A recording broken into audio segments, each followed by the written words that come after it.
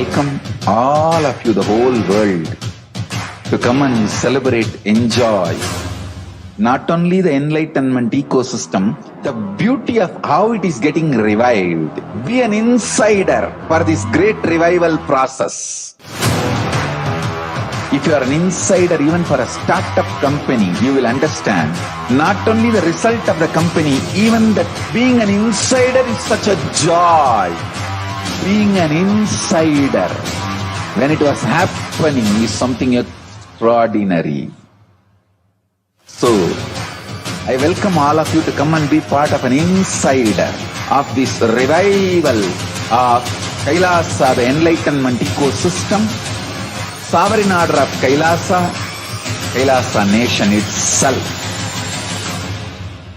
I request and welcome, invite all of you to become e-Kailasian, get your free e-passport and make billions receive this free e-passport.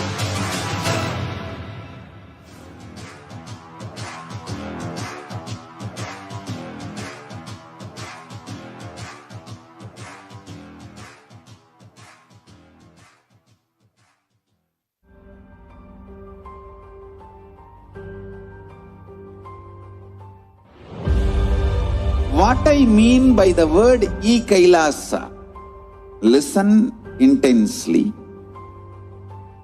Enlightenment ecosystem, literally enlightenment itself, in your own home, wherever you are. If you cannot come to Kailasa, it's okay. Kailasa can come to you.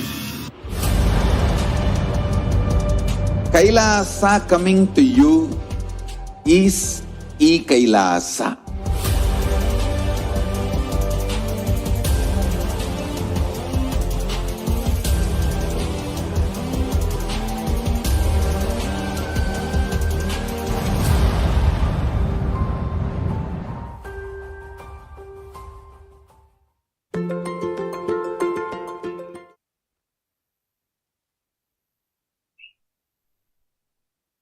Nithyanandam. Continuing in our introduction to the lifestyle of Kailasa, in the next segment, we'll be moving on to power manifestation. Powers are Shaktis. Shaktis are an expression of enlightenment. They are the source of enlightenment. They are from the very space of oneness with Paramashiva. Unlike Siddhis, which are an obstacle in the path of enlightenment, Shaktis help us progress in the path of enlightenment as it is from the very space of enlightenment. Bhagavan Paramashiva has revealed more than 460 powers or Shaktis in the Agamas. Today, our Balasant from Nithyananda Gurukul, Shri Nithya Parameshananda Maharaj, will be demonstrating some of these Shaktis. By connecting with the Supreme Pontiff of Hinduism, Bhagavan Shri Nithyananda Paramashivam, from the space of oneness, he will be manifesting these powers. Everyone who will be witnessing these powers will be able to entangle with him and connect to Bhagavan Shri Nithyananda Paramashivam, our beloved Guru, and connect with Paramashiva and manifest these powers themselves also. So I welcome Shri Nithya Parameshananda Maharaj to go ahead with this demonstration.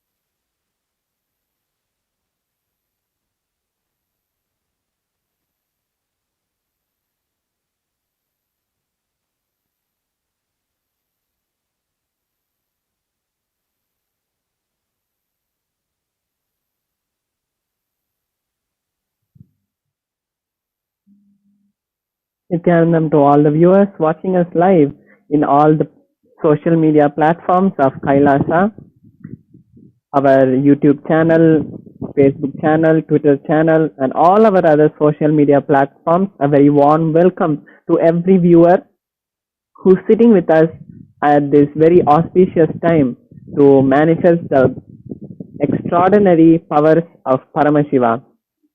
Today we'll be seeing the power of consciousness over matter. The power of consciousness over matter is the power to change the external reality just by being in the state of Paramashiva.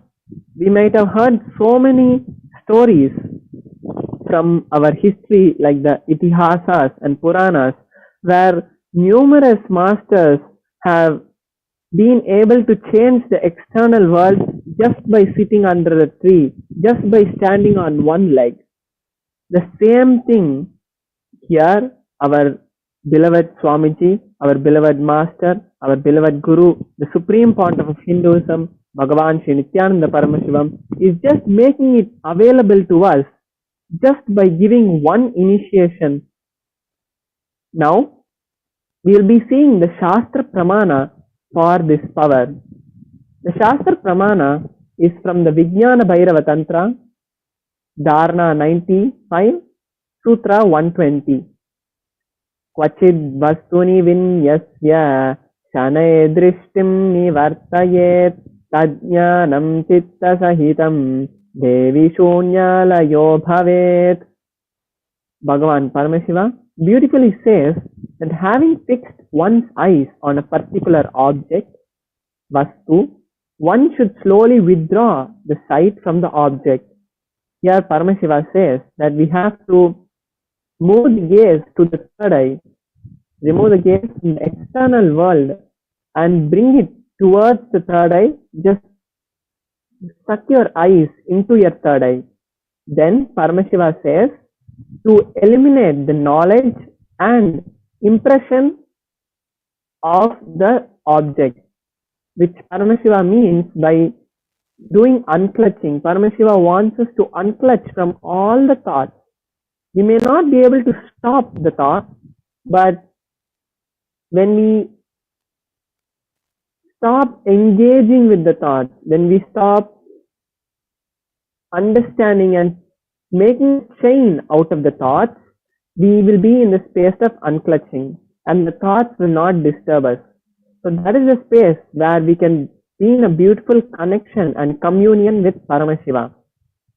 Then Paramashiva tells Devi, O Devi, one abides in Shunya, the state where there is nothing other than this exists. The state which is all-inclusive and infinity. Now science has understood that just by going to the higher states of consciousness and higher states in the brain waves, lot of people are able to manifest these powers at that moment. And each of our cell in our body has 0.4 volts of electricity. So when that 0.4 volts is multiplied, technically we are supposed to radiate more power than a whole city can generate. So with that kind of power Paramashiva has given to us, the way we run our regular life will be completely transformed by just manifesting these powers. So now we'll be just seeing a small demonstration of the power of consciousness over matter. Recently, Swamiji has initiated all the devotees and disciples into the power of making the Atmalinga stand. So now I'll be placing my hand on this flat surface and I'm placing my Atmalinga, and now just by connecting with Paramashiva and through our beloved Swamiji initiation, the Atmalinga will slowly just stand up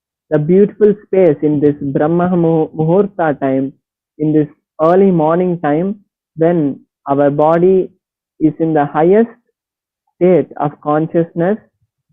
As per science also, it is said that in the morning time, lot of chemicals that are hormones that are required to maintain our body in a healthy and beautiful way is secreted. So when we manifest these powers, technically and practically, we are defining the way our life has to go on. So when we take this time in the early morning to manifest this power, we are actually making the life to manifest the way we want. We are designing the life which we want.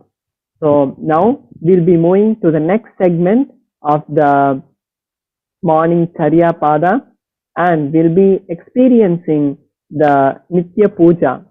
So with this, I would like to thank all our viewers who have manifested this power, who have been watching this session, and thank you, Nithyanandam.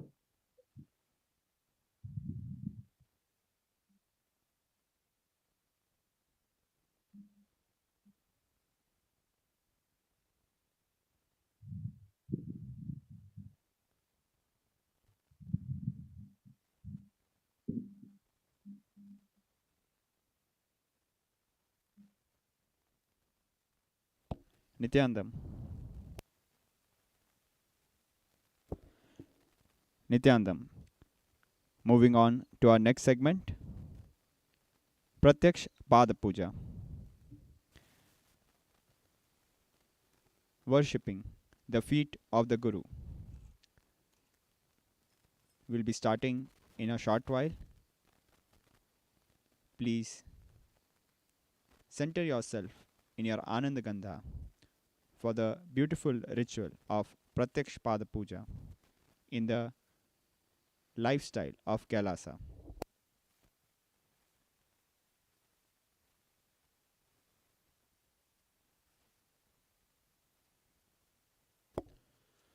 Nithyanandam. Before we begin the Pratyaksha Pada Puja, please declare the following statements with integrity and authenticity. If you agree, please say yes loudly. I authentically cognize, which is internally process, understand, and declare the truth. Cosmic energy exists. Yes. I authentically cognize, which is internally process, understand, and declare the truth that the Supreme Pontiff of Hinduism, Jagat Guru Mahasannidhanam, His Divine Holiness, Bhagavan Sri Nithyananda Paramashivam, is the Chinmaya Vigraha, the embodiment and representation of that very cosmic energy. Yes.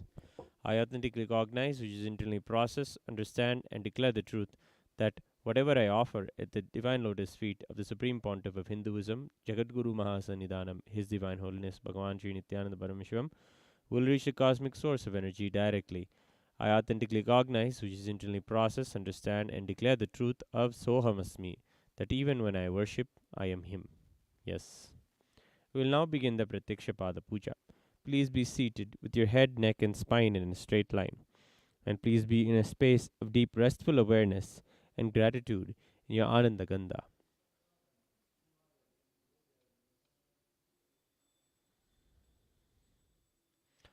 Nithyanandam Paramasukhadam Kevalam Jnanamurtim Dvandvatitam Gagana Sadrusham Tattvamasya Ekam Nityam Vimalamachalam Sarvadi Sakshibhutam Bhavatitam Trigunarahitam Sadgurum Tam Namami Nityanandeshwara Paramashiva Samarambham Nityanandeshwari Paramashiva Shakti Madhyamam Nityananda Pariyantam Vande Guru Paramparam Lalathe Tripundri Nitila Ritagasturi Tilakaha Spuranmaladhara Spuritakatikopi Navasanaha Tadano Dushtaram Shirasi Vanirajam Shishikalam Pradeepas Sarvesham Marunagiri Yogi Vijayate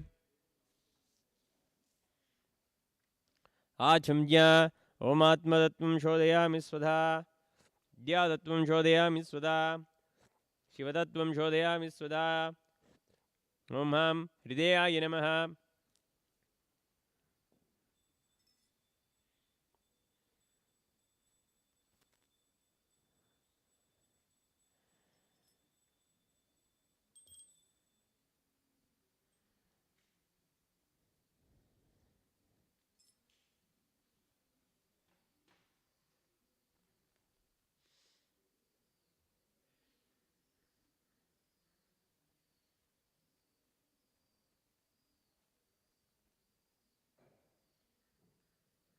शुक्लाम्बरधरं विष्णुं शशिवर्णं चतुर्भुजं प्रसन्नवदनं ध्यायेत् सर्वविघ्नोपशान्तयेत्। प्राणानायं ज्ञा। ॐ ॐ ईशानमूर्ताय नमः। ॐ ह्रीं तत्पुरुषशक्तिने नमः। ॐ हुं गुरुदेवाय नमः। ॐ ह्रीं वामदेवह्याय नमः। ॐ हुं सज्जोदातमूर्तये नमः। ॐ आं हृदयाय नमः। ॐ ह्रीं शिरसे नमः। ॐ हुं शिखाय नमः। ॐ ह्रीं कवचाय नमः। ॐ ह्रीं नेत्रेभ्यो नमः। ॐ हस्ताय नमः। ॐ ॐ ईशानमूर्ताय नमः। ॐ ह्रीं तत्पुरुषशक्तिने नमः। ॐ हुं गुरुदेवाय नमः। ॐ ह्रीं वामदेवह्याय नमः। ॐ हुं सज्जोदातमूर्तये नमः। मां हृदयाय नमः। ॐ ह्रीं शिरसे नमः। ॐ हुं शिखाय नमः। ॐ ह्रीं कवचाय नमः। ॐ ह्रीं नेत्रेभ्यो नमः। ॐ हस्ताय नमः। ॐ ॐ ईशानमूर्ताय नमः। ॐ ह्रीं तत्पुरुषशक्तिने नमः। ॐ हुं गुरुदेवाय नमः। ॐ ह्रीं वामदेवह्याय नमः। ॐ हुं सज्जोदातमूर्तये नमः। मां हृदयाय नमः। ॐ ह्रीं शिरसे नमः। ॐ हुं शिखाय नमः। ॐ ह्रीं कवचाय नमः। ॐ ह्रीं नेत्रेभ्यो नमः। ॐ हस्ताय नमः। ममोपात्त समस्त दुरितक्षयद्वारा भगवच्छ्री नित्यानंद परमशिव प्रीत्यर्थम श्री नित्यानंदेश्वरी परमशिव शक्ति समेत श्री नित्यानंदेश्वर परमशिव प्रीत्यर्थम च शुभे शोभने मुहूर्ते आद्य ब्राह्मणः द्वितीय परार्थे श्री श्वेतवराह कल्पे वैवस्वतमन्वन्तरे अष्टाविंशतितमे नित्ययुगे प्रथमे पादे जम्बूद्वीपे भारतवर्षे भरतखण्डे मेरोः दक्षिणे पार्श्वे शकाब्दे अस्मिन् वर्तमाने व्यवहारिके प्रभवादीनां षष्ट्याः संवत्सराणां मध्ये सुभकृतनाम संवत्सरे दक्षिणायने लक्ष्मी वेंकटेश्वर ऋतौ तुलामासे शुक्लपक्षे दशम्यां शुभदितौ गुरवासुरयुक्तायां षड्भिषा नक्षत्र वृद्धियोग तैतुलकर्ण एवं गुणविशेषणविशिष्टायाम् अस्यां शुभदितौ श्री कैलासोन्नतद्वादशान्तश्यामलापीठारूढ़ श्री मीनाक्षी सुंदरेश्वराभिन्नस्वरूप परशिवपुत्ररत्नकुमार गुरुमन्यतुल्यावतार श्री पार्वती स्तन्यपानलब्ध दिव्यज्ञान विश्रुत सकल निगमागमसारभूत द्राविड वेद प्रवक्त्रे श्रीमत्परमशिव करुणा समदिवगत मुक्तामय चतुरश्रयान गीयमान छत्र चामर श्री चिन्हकाहलादि समस्त बिरडावल्यलंकृत ज्ञान विज्ञान चक्रवर्ती सर्वजन संघ सत्यो निर्वाण दीक्षा व्यापवर्गवर्ष विश्रानजीमूत परमतकलभकेसरी शैव सिद्धांत स्थापनाचार्य श्री राजाधिराज पांड्य महाराज गुरु क्षपणशाख्यादि महांधकार निवारण ज्ञान भानु वीक्षणा नरहार द्वदोच्छेदन पूर्वक श्रीमद वृषभध्वज स्थापक शैव समय कर्तृ सर्वज्ञ पीठारूढ़ श्री जगद्गुरु श्री ज्ञान संबंध देशिक स्वामी वागीश सुंदर माणिक्य वाचक स्वामिनाम अवतारभूत श्री ज्ञान संबंध स्वामी पुनरुद्ध श्यामलापीठ सर्वज्ञपीठ तृणवत्युत्तर द्विशतम गुरु महासन्निधान अरुणगिरी योगीश्वर परंपरागत अरुणाचल सर्वज्ञपीठ गुरु महासन्निधान कैलास परंपरागत कांची कैलास सर्वज्ञपीठ त्रयस्त्रिंशदुत्तर द्विशतम गुरु महासन्निधान नित्योत्सव नित्यमंगल नित्य कल्याण नित्यरजित आदि कैलास नित्यानंद पीठ महासंस्थान महासिंहासन पीठ कत्र साक्षात् श्री परमशिव समुद्भूत कैलास परंपरागत वैवस्वत मनु इक्ष्वाकु हरिश्चंद्र भगीरथ श्रीरामचंद्र शूरसेन इत्यादि अनवच्छिन्न सार्वभौम चक्रवर्ती परंपरागत चतुष्षष्टि योगिनी मंडित चतुष्षष्टि संप्रदाय प्रवर्तक मनुधर्म शासन सूर्यवंश प्राप्त सर्वज्ञ पीठ स्वरांगी साम्राज्य मूर्धाभिषिक्त चूडामणे साक्षात् श्री परमशिव समुद्भूत कपिल महागुरु पुनरुद्धृत महानिर्वाणी पीठ अष्टोत्तर सहस्र श्री महामंडलेश्वर साक्षात् श्री परमशिव समुद्भूत श्री महागणपति समारंभ अनवच्छिन्न पीठाधीश्वर गुरु परंपरा प्राप्त अटल पीठ अष्टोत्तर सहस्र श्री अटल पीठाधीश्वर धर्म मुक्ति स्वर्ग पुर स्वर्ण पीठ त्रयोविंश गुरु महासन्निधान कैलास परंपरागत आदिपीठ सर्वज्ञ पीठ जगद्गुरु श्री कैलास पुनरुद्धारक श्री कैलास परमाचार्य श्रीमत् परमहंस परिव्राजकाचार्य वर्य सच्चिदानंद प्रणव स्वरूप श्रोत्रिय ब्रह्मनिष्ठा श्रीमत् जगद्गुरु श्री भगवत श्री नित्यानंद परमशिव श्री ज्ञान संबंध देशिक परमाचार्य स्वामिनां प्रीत्यर्थम तेषां पादारविन्दयोः भक्ति सिद्ध्यर्थम गुरु कृपाकटाक्ष सिद्ध्यर्थम क्षेम स्थैर्य वीर विजयारोग्य ऐश्वर्यानां अभिवृद्ध्यर्थम धर्मार्थ काम मोक्ष चतुर्विध फलपुरुषार्थ सिद्ध्यर्थम मम समस्त दुरितोपशान्त्यर्थम समस्त मंगलावाप्यर्थम भगवच्छ्री नित्यानंद परमशिव प्रसादेन सकुटुंबस्य ज्ञानवैराग्य जीवन मुक्ति प्राप्त्यर्थम श्री सर्वदेव देवी स्वरूप श्री नित्यानंद परमशिव सर्वदेव देवी स्वरूप श्री नित्यानंद परमशिव प्रत्यक्ष पाद पूजां करिष्ये। ओम अपोपस्पृश्य कंठानादम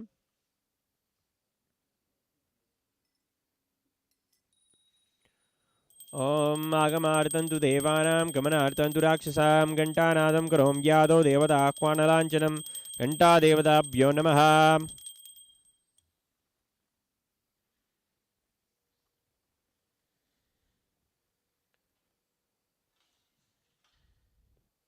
ॐ हृत्पद्ममासनं दद्यात् सहस्रारच्युतामृतैः पाद्यं चरणयोर्दद्यात् मनस्तु अर्घ्यं निवेदयेत् तेन मृदेन आचमनीयं स्नानीयं तेन च स्मृतम् आकाशतत्त्वं वस्त्रं स्यात् गन्धस्याद् चित्तं प्रकल्पयेत् पुष्पं धूपं प्राणान् प्रकल्पयेत् तेजस्तत्त्वं च दीपार्थं नैवेद्यं स्यात् सुधाम्बुधिः अनाहतध्वनिर्घण्टा वायुतत्त्वं च चामरं सहस्रारं भवेच्छत्रं शब्दतत्त्वं च गीतकं नृत्यमिन्द्रियकर्माणि चाञ्चल्यं मनसस्तथा स्मेकलां पद्ममालां पुष्पं नानाविधं तथा अमायाद्यैर्भावपुष्पैः अर्चयेद्भावगोचरम् अमायम् अनहङ्कारम् अरागं ममधं तथा अमोहगं मदम्बं च अद्वेष अक्षोभगौ तथा अमात्सर्यम् अलोभं च दशपुष्पं विदुर्बुधाः अहिंसा परमं पुष्पं पुष्पमिन्द्रियनिग्रहः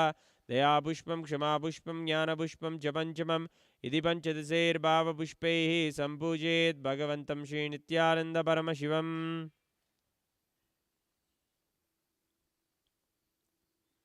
उपचारपूजा आसनम् ॐ सर्वभूतान्तरस्ताय सर्वभूतान्तरात्मने कल्पयाम्युपवेशार्थम् आसनं ते नमो नमः। ॐ ह्रीं इदं सुवर्णासनं सर्वदेवदेवी स्वरूपाय भगवते श्रीनित्यानन्दपरमशिवाय नमः। स्वागतम्। ॐ शान्तत्वात् सर्वकर्तृत्व भावोपरिधिकारणात् शिवोक्तो महातन्त्रमन्त्रविद्भिः सदा शिवः तस्मै शिवाय गुरवे वीतरागकलाय वै अमेयत्वात्तनन्तोऽयम् अजित्वाच्च प्रकीर्तितः यस्य दर्शनमिच्छन्ति देवाः स्वाभीष्टसिद्धये तस्मै ते परमेशान स्वागतं स्वागतं प्रभो। अद्य मे सबलं जन्म जीवनं सबला क्रियाः स्वागतं यत्त्वया तन्मे तपसां फलमागतम्। ॐ ह्रीं सर्वदेवदेवी स्वरूप भगवन् श्रीनित्यानन्दपरमशिव स्वागतं सुस्वागतं ते।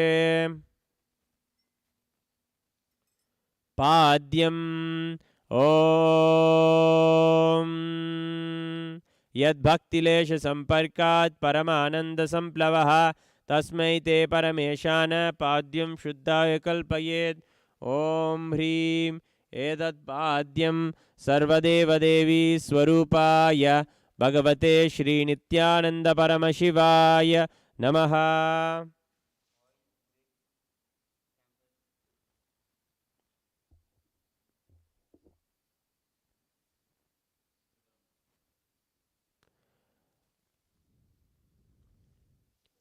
अर्घ्यः ॐ दुर्वाक्षतसमायुक्तं बिल्वपत्रं तथा परं शोभनं शङ्खपात्रस्थं गृहाणार्घ्यं महेश्वर। ॐ ह्रीं एषो अर्घ्यः सर्वदेवदेवी स्वरूपाय भगवते श्रीनित्यानन्दपरमशिवाय स्वाहा।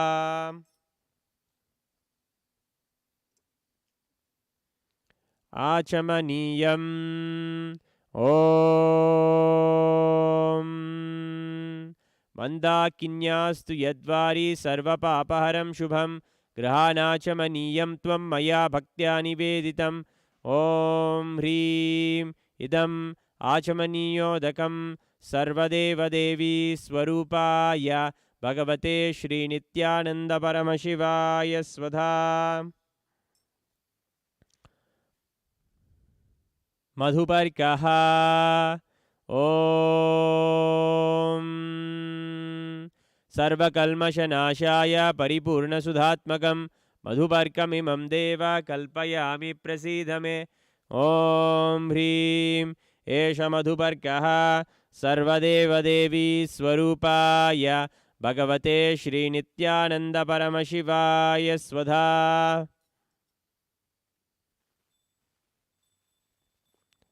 गन्धतैलम् ॐ स्नेहं गृहाण स्नेहेन लोकानां हितकारक सर्वलोकेषु शुद्धस्तं ददामि स्नेहमुत्तमम्। ॐ ह्रीं इदं गन्धतैलं सर्वदेवदेवी स्वरूपाय भगवते श्रीनित्यानन्दपरमशिवाय निवेदयामि।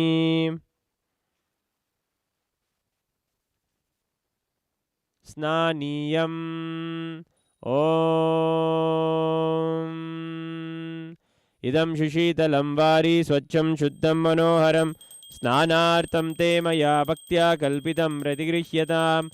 ॐ ह्रीं इदं स्नानीयोदकं सर्वदेवदेवी स्वरूपाय भगवते श्रीनित्यानन्दपरमशिवाय निवेदयामि। वस्त्रम् ॐ मायाचित्रपटाचन्न निजगुह्योरुतेजसे निरावरणविज्ञाय वासस्ते कल्पयाम्यहम्। ॐ ह्रीं इदं वस्तोत्तरीयं सर्वदेवदेवी स्वरूपाय भगवते श्रीनित्यानन्दपरमशिवाय निवेदयामि। आभरणम् ॐ स्वभावसुन्दराङ्गाय नानाशक्त्याश्रयायते सुवर्णं भूषणं तुभ्यं कल्पयामि प्रसीद मे। ॐ ह्रीं इदं सुवर्णाभरणं सर्वदेवदेवी स्वरूपाय भगवते श्रीनित्यानन्दपरमशिवाय निवेदयामि। गन्धः ॐ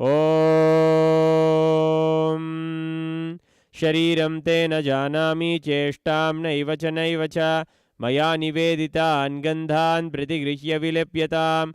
ॐ ह्रीं एषद्गन्धः सर्वदेवदेवी स्वरूपाय भगवते श्रीनित्यानन्दपरमशिवाय नमः। पुष्पम् ॐ तुरीयवनसम्पन्नं नानागुणमनोहरम् आनन्दसौरभं पुष्पं गृह्यतामिदमुत्तमम्। ॐ ह्रीं एतानि सचन्दनपुष्पाणि सर्वदेवदेवी स्वरूपाय भगवते श्रीनित्यानन्दपरमशिवाय औषट्।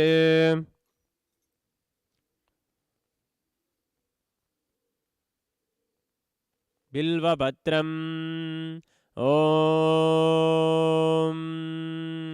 अमृतोद्भवं श्रीवृक्षं शङ्करस्य सदा प्रियं बिल्वपत्रं प्रयच्छामि पवित्रं ते सुरेश्वर।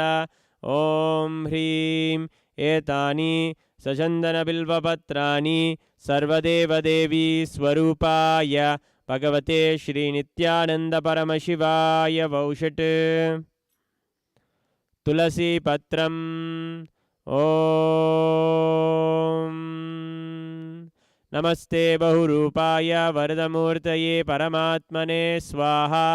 ॐ ह्रीं इदं सचन्दनतुलसीपत्रं सर्वदेवदेवी स्वरूपाय भगवते श्रीनित्यानन्दपरमशिवाय नमः।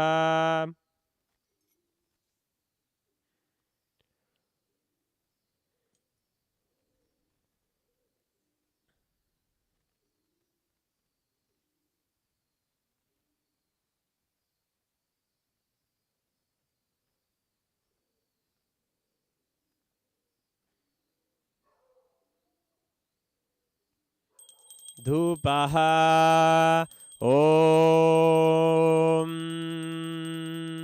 वनस्पतिरसो दिव्यो गन्धाद्यस्सु मनोहरः आग्रेयः सर्वदेवानां धूपोऽयं प्रतिगृह्यताम् ॐ ह्रीं एष धूपः सर्वदेवदेवी स्वरूपाय भगवते श्रीनित्यानन्दपरमशिवाय नमः।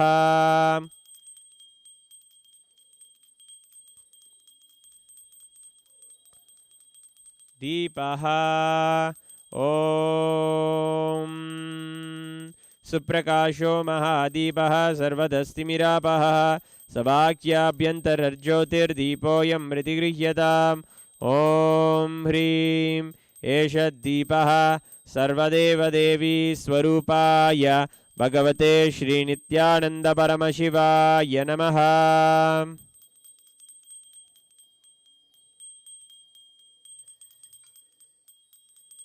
नैवेद्यम् ॐ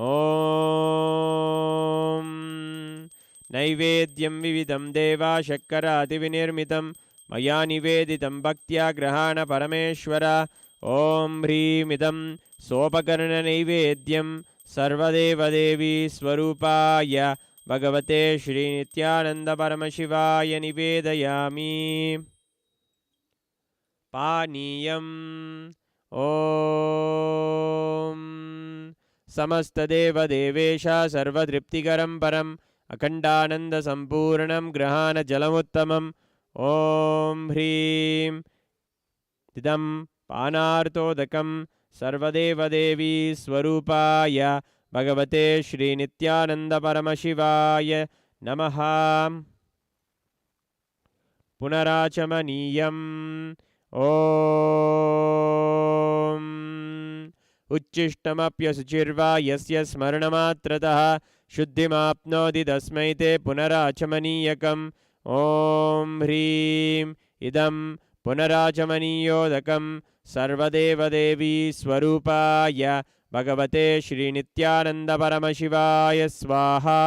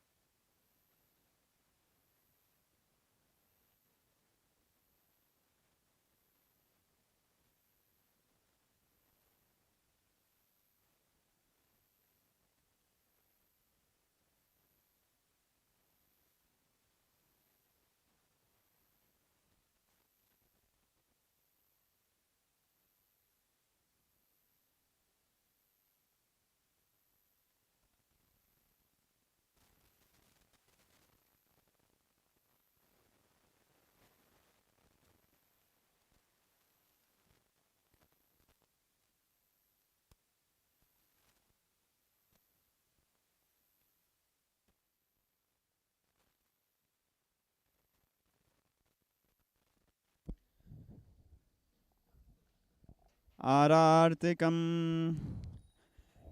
ओम स्वामी जय जय नित्यानंद राजाधिराजाय प्रसन्ने नमो वयं वैष्णवे कुर्महे कामे कामं काम कामेश्वरो वैष्णव कुबेराय वैष्णवाय महाराजाय नमः कर्पूरगारं करुणावतारं संसारसारं भुजगेन्द्रहारं सदा वसन्तं हृदयारविन्दे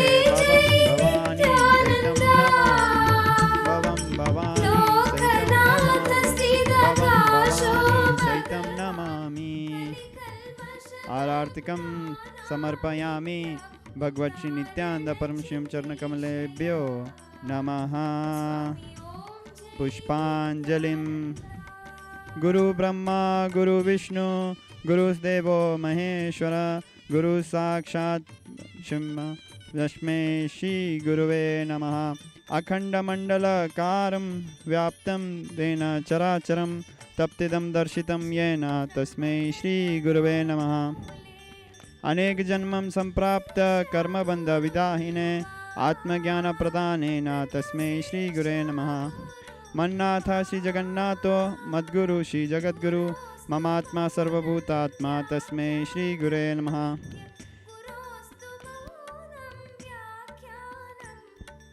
अनेक जन्मं संप्राप्त कर्मबंध विदाहिने आत्मज्ञानप्रदानेन तस्मै श्री गुरुवे नमः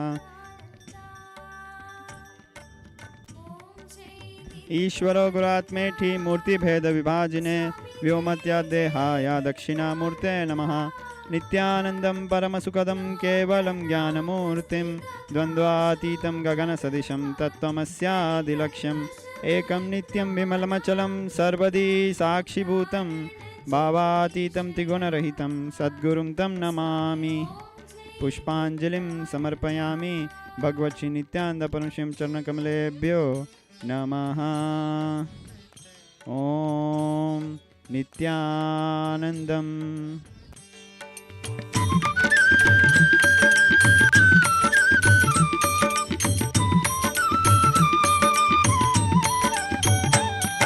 विरक्तो यौवने तीव्रं नित्या मायापाशविवर्जितः स्वामी मायापाशविवर्जितः नित्यमुक्तस्वभावोऽपि नित्या नित्यमुक्तस्वभावोऽपि नित्या लोकानुग्रहकामतः स्वामी ॐ जय नित्यानन्दा ॐ जय नित्यानन्दा स्वामी जय जय नित्यानन्दा लोकनाथ श्रीरकाशो भगवान् कलिकल्मषमग्नानां नित्या उद्धारणचिकीर्षया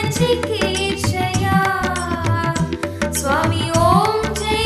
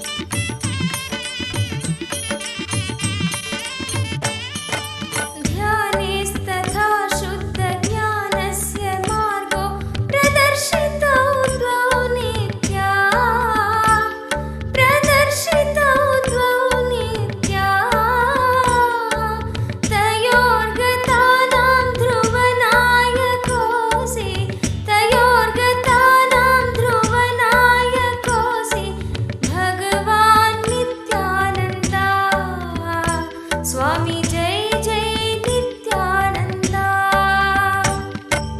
ओम जय नित्यानंदा स्वामी जय जय नित्यानंदा लोकनाथ स्थिरकाशो भगवान् कलिकल्मषमग्नानां नित्या उत्तारणचिकीर्षया स्वामी ओम जय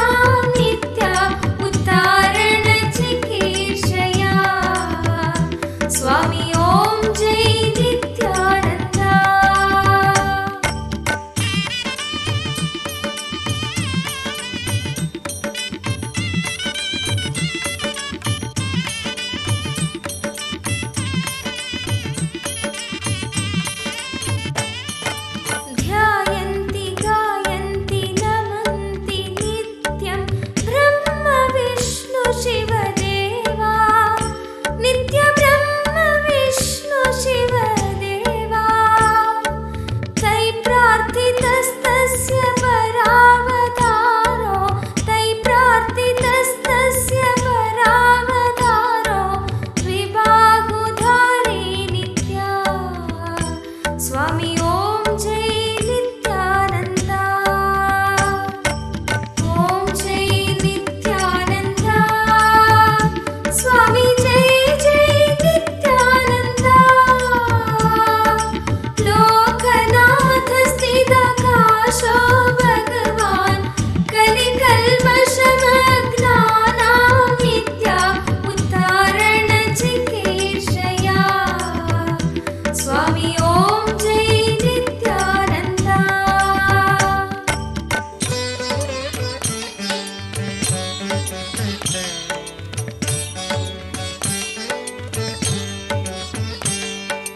वन्दे जगद्बीजमखण्डमेकं सुरैर्सेवितपादपीठं नित्यसेवितपादपीठम् वन्दे भवेशं भवरोगवैद्यं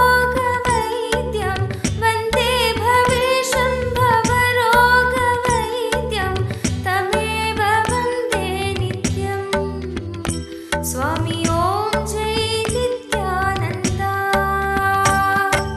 ॐ जय नित्यानन्दा स्वामी जय जय नित्यानन्दा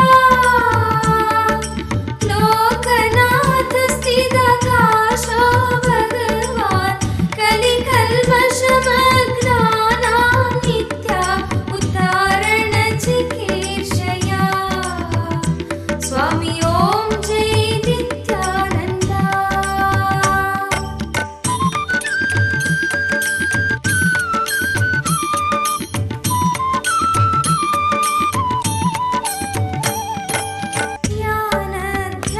ज्ञानध्यानतृप्ताय नित्या ज्ञानध्यानदायिने नित्यज्ञानध्यानदायिने आत्मसंस्थाय सत्ताय नित्या आत्मसंस्थाय सत्ताय नित्या शरणगुणशालिने स्वामी ॐ जय नित्यानन्दा ॐ जय नित्यानन्दा स्वामी जय जय नित्यानन्दा लोकनाथ स्थितकाशो भगवान् कलिकल्मषमग्नानां नित्या उद्धारणचिकीर्षया स्वामी ॐ जय नित्यानन्दा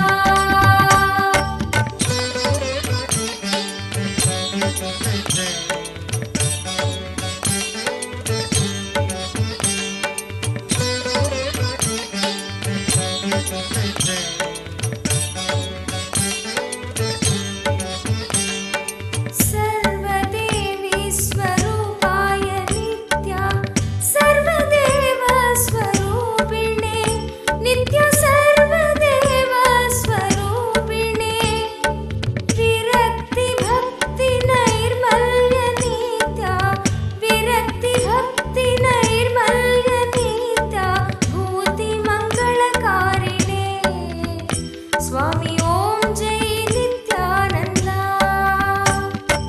ॐ जय नित्यानन्दा स्वामी जय जय नित्यानन्दा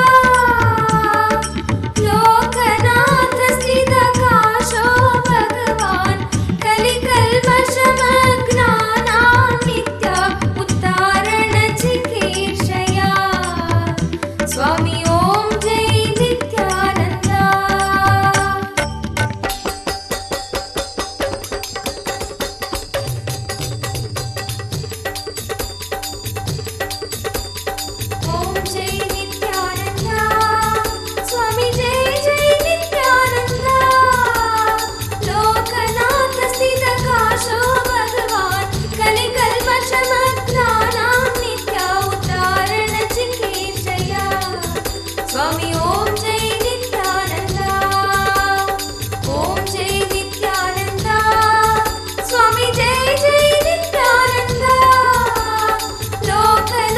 स्थित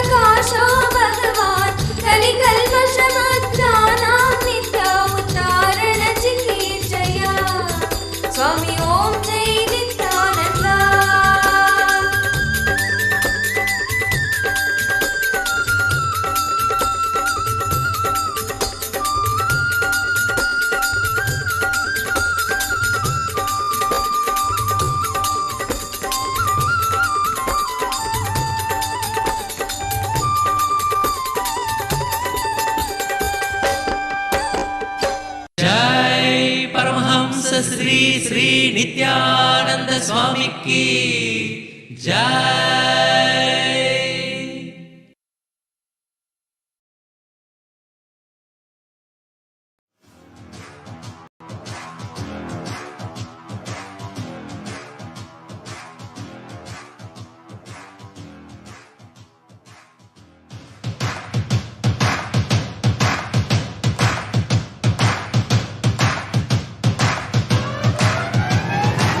I welcome all of you, the whole world, to come and celebrate, enjoy not only the enlightenment ecosystem, the beauty of how it is getting revived. Be an insider for this great revival process. If you are an insider even for a startup company, you will understand not only the result of the company, even that being an insider is such a joy. Being an insider when it was happening is something extraordinary. So, I welcome all of you to come and be part of an insider of this revival of Kailasa, the enlightenment ecosystem, sovereign order of Kailasa, Kailasa nation itself. I request and welcome, invite all of you to become e-Kailasian, get your free e-passport and make billions receive this free e-passport.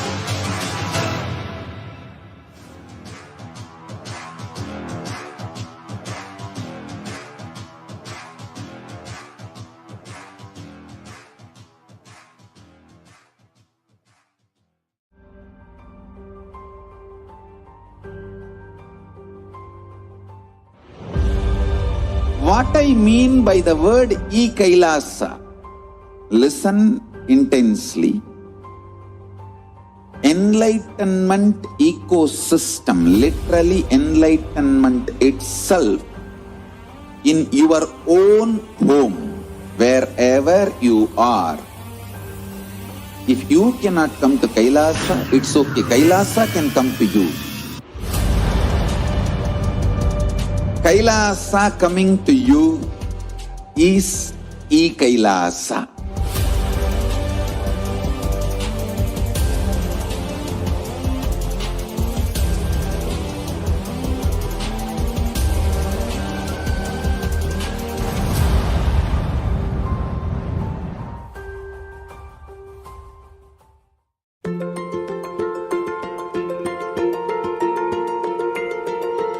Kailasa is the totality of the knowledge I received from my gurus and practice manifested in my life, perfected by teaching millions of people from all cultures, time zones, backgrounds, genders, nationality, race, from every creed.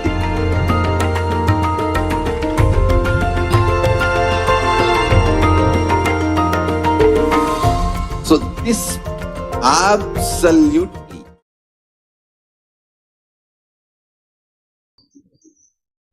Nithyananda, to our show introduction to the lifestyle of Kailasa. Today, in this segment, Introduction to Kailasa, why Kailasa, we'll be looking at a very important contribution of Hinduism to the world. How Kailasa is protecting world health and leading humanity to enlightenment. Now let us start with a very special verse, invocation of a very special verse from the Ishavasya Upanishad, which is the first Upanishad as per Muktiko Upanishad, where Bhagwan Ram had given the teachings of 108 Upanishads to Bhagwan Hanuman. The first Upanishad is Ishavasya Upanishad. Let us listen to the second verse of the most foremost Upanishad. Kurvanneveha karmani जिजी विषेच्छदग्गु समाह एवं त्वयि नान्यदेतोऽस्ति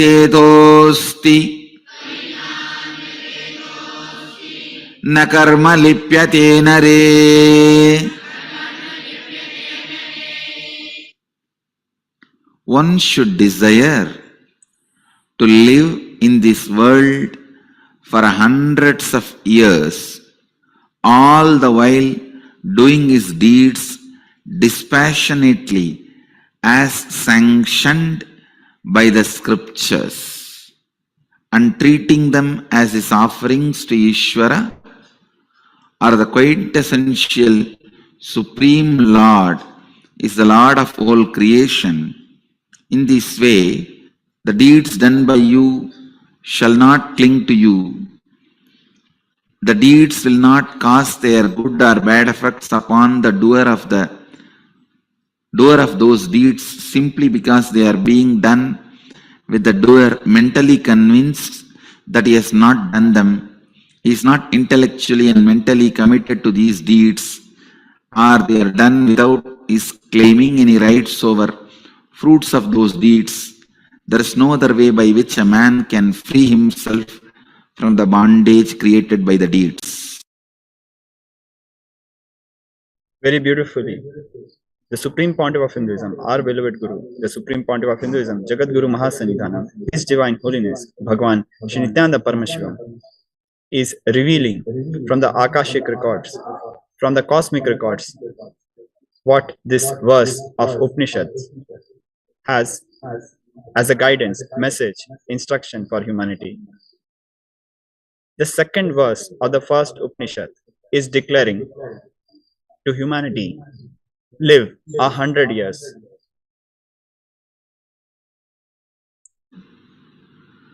Kuru If we look at a shorter translation, even while doing verily deeds here, one should desire to live 100 years, thus and not otherwise than this, the deeds do not cleave to a man. In an expansion to this, it should be understood that ancient indigenous Hindu masters had inspired humanity to pursue living a long life. When our enlightened masters are saying live 100 years, it literally means to live a long life. And at the same time, they are expecting us that all the while we should engage in active work, constantly working and fulfilling our responsibility in whichever of dimension of life it may be. Our Vedic rishis, masters, continue to say that by this and by no other means can a person be liberated from bondage created by their actions or deeds. This verse has many dimensions. One, it reveals the grand vision of Hinduism for humanity, a human race which lives a long life, a life literally 100 years long. And second, it reveals a vision for humanity where we get liberated by living a long life. And it also very clearly reveals that thus and by no other way can a man free himself from the bondage through the actions or deeds. Let us look at some of the living examples of living a grand life and getting enlightenment, living a long life, healthy life, and at the same time attaining enlightenment. One of the most famous, powerful testimony of this is Shivakumara Swami, who attained Mahasamadhi and at the age of 111 years. In this picture, we see around 2003 when Shivakumara Swami inaugurated and launched a book written by our beloved Guru, the Supreme Pontiff of Hinduism, in a function held in 2003. Shivakumara Swami has been known as the walking God Several times, people thought that his last days have come as he was hospitalized multiple times because of multiple complications due to his old age. But he would again come back and continue his responsibility, working actively, even at a grand old age of being 100 plus. Shivakumar Swami is his unimaginable contribution, even during his last days, he performed his personal worship, his puja, applied chandan, sandalwood paste on his forehead, himself performed his puja, his whole hand was bandaged, but he himself performed his puja and only then he left his body. Without missing puja, daily worship, for more than 100 years,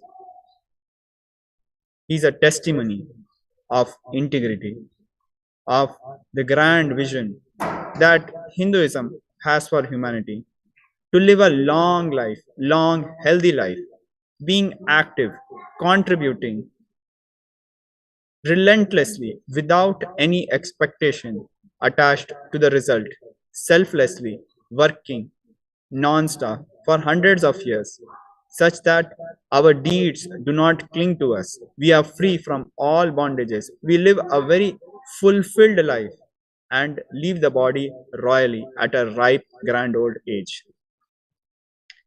Another testimony of this beautiful teaching of Hinduism is His Holiness Jagadguru Chandrasekharananda Saraswati, the 68th Jagadguru Shankaracharya of Kanchi Kamukti Peetam,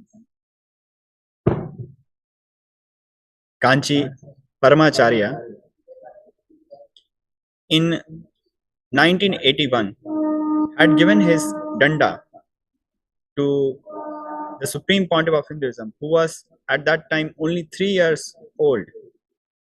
It is then the Supreme Pontiff of Hinduism performed his first Chaturmasya, first pilgrimage, at the mere age of 3. Kanchi Paramacharya lived almost 100 years, more than 99 years. Throughout his life, he contributed relentlessly to Hinduism and left his body at a grand old age. We have several testimonies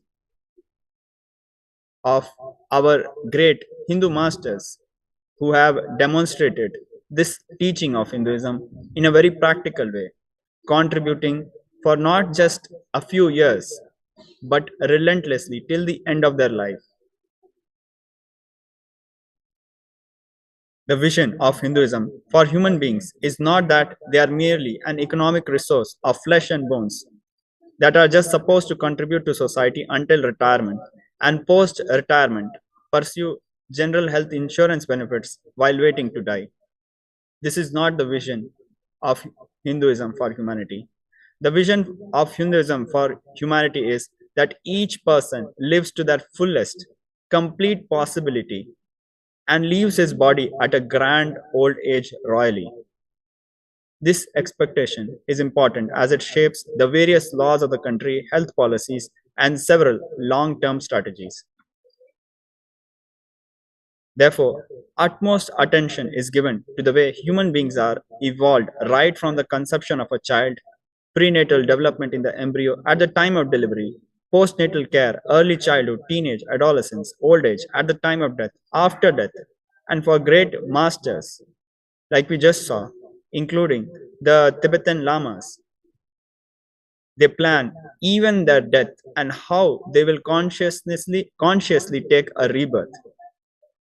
This is the grand long vision of Hinduism, where human beings are expected to be healthy, active, and in a state of being able to completely express their potential and burn all the desires and expectations from life by constantly pursuing their ever maturing goals and get liberated or plan another rebirth. Therefore, the Hindu health policy is comprehensive.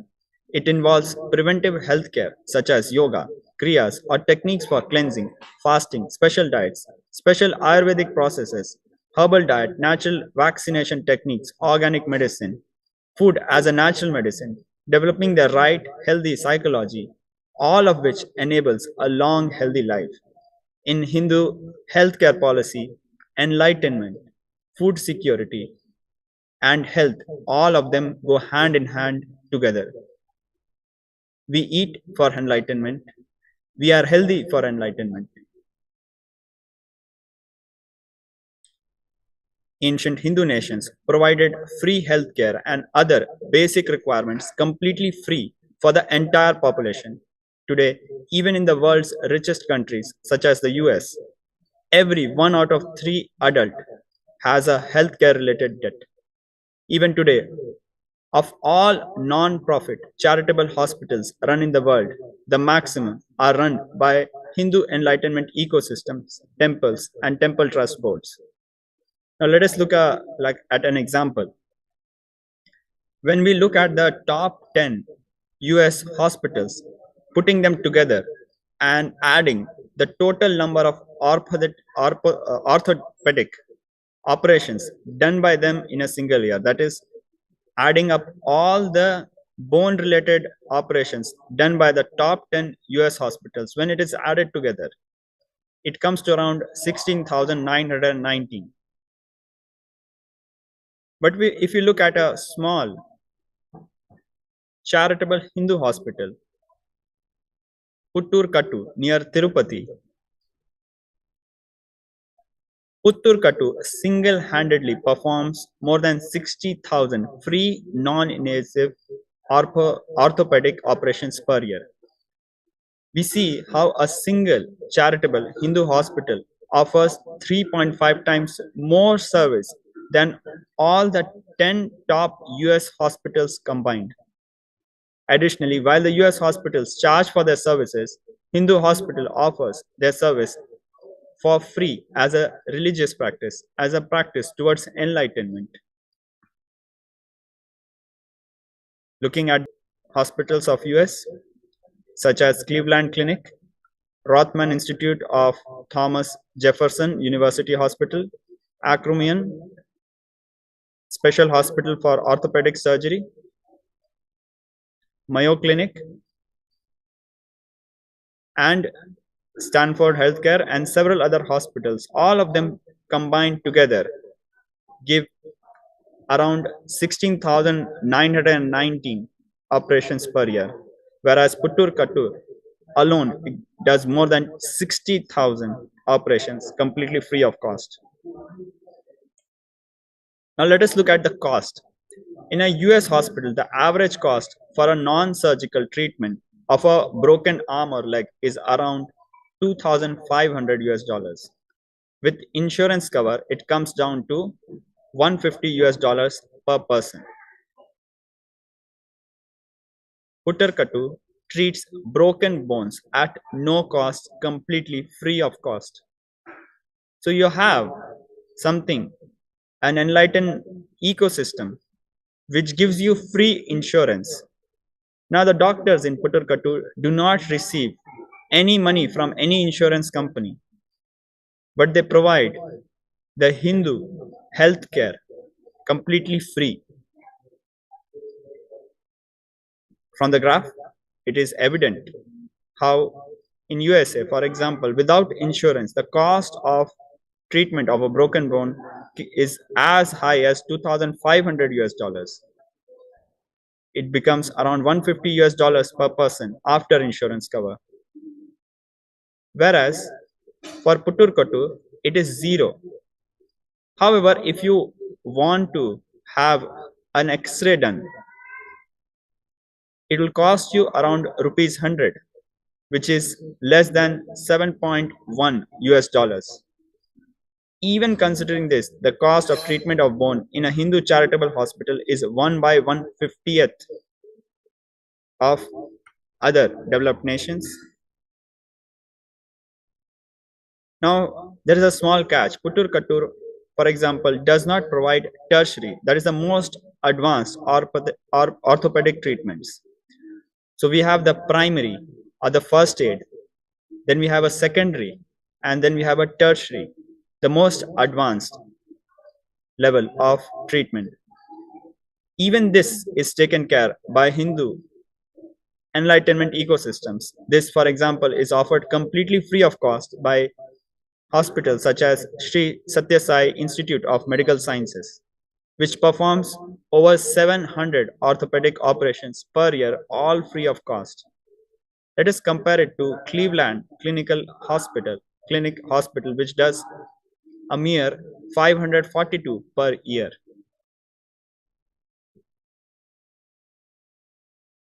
Moving on, in 1835, William Adams was commissioned by the colonial government to make a report on the status of different villages in the ancient Hindu nations. William Adams surveyed 485 villages for Thana of Nattor in Rajashri, where he recorded that for a total population of 485 villages that were surveyed, there were around 120,000 people living there. These villages were served by 123 general doctors, 205 special doctors, 21 smallpox inoculators, 297 women midwives, which gives a ratio of 1 midwife per 408 people. Now moving on to 1973, to compare it with the modern data available during 1973, the government of India had commissioned a small group to see the status of health and especially of pregnant women in 1973. That was called the Cutter Singh Commission. The Cutter Singh Commission had recommended to the government of India merely one midwife, which is in a official way called auxiliary nurse midwife, to be made available for a population of 10,000 people. Now let us compare it to more than 150 years ago in 1835. There were one midwife per 408 people, which is 27 times higher than what today the government of India is being recommended by a commission. This shows Hindu nations had 27 times higher the number of doctors, medical experts per capita as compared to today. And extremely noteworthy and important is all of these services were offered completely free of charge. Hindus have pursued medicine as a noble profession, and Hindu civilization produced many philanthropic doctors and medical service ecosystems who served people as a part to their own enlightenment and liberation. We know that though Hindus account for merely 2% of the US population, they contribute 8% of the total doctors in the US. This is 4 times higher than the percent of population. This is the statistics for the 21st century. But if we look at and compare it with almost 200 years ago, this is not 4 times, this number becomes 27 times. The number of medical experts that we had in Hindu nations per capita was 27 times of what we have today. Hindu doctors are already serving so much. If we Hindus as a civilization again started living the Hindu principles that our ancestors lived, then the total number of Hindu doctors can increase as much as 27 times as it was earlier. The reason for success of Hindu charitable hospitals is that healthcare services such as surgery is done as an offering of the doctor to the divine. It is a Hindu principle that serving devotees of the Lord is equivalent to offering service to the Lord himself. Because Hindu civilization teach Hindus to work for enlightenment, they are able to work extremely hard for long durations, consistently and effectively. This is why the Hindu civilization made huge stone temples with intricate carvings. It was not done by slaves like how pyramids were made. These temples were a devotional offering of extremely hard working Hindu civilization. Let us take another example. Sulagiti Narasamma, also popularly known as Janani Amma, the mother who takes care of birth. This is what William Adams, in his report in 1830s, described, or Cutter Singh Committee in 1970 described as an auxiliary nurse midwife. Janani Amma, in a period of 70 years, performed more than 50,000 traditional deliveries completely free of charge. Born in Krishnapura, Tumkur, she was a power manifester. She was able to detect the pulse of fetus while in womb without the use of any instruments.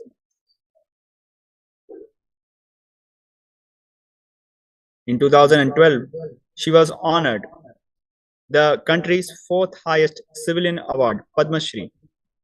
Yet, in a sharp contrast, this professional community called Dais or Daima, in a reverential way, calling Mother, Dai Mother, is an extremely marginalized, gaslighted, persecuted, demonized with the worst possible hate speech by modern public health systems who addresses them as dangerous dyes. We have a publication from Midwifery Today, issue 99, dated 2011,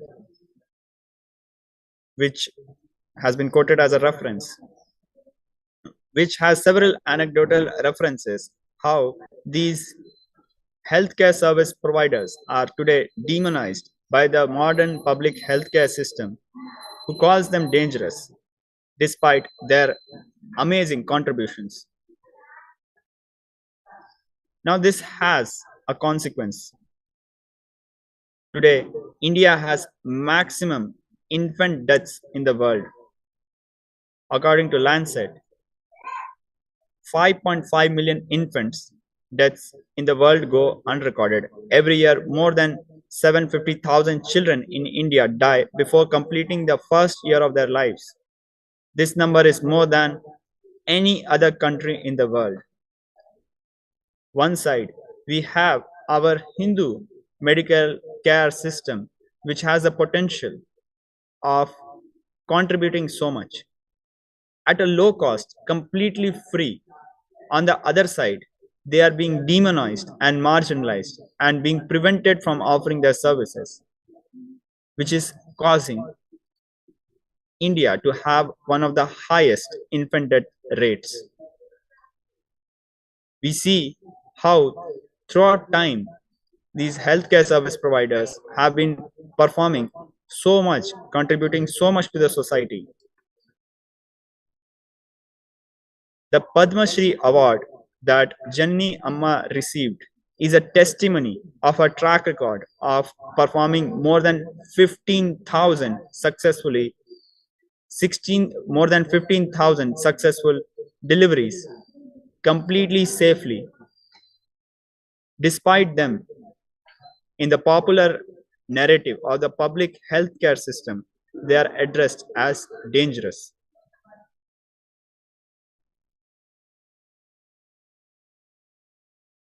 Looking at another example, we know after 1871 Criminal Tribes Act, great yogis, the Naga sadhus, were presumed born criminals per law.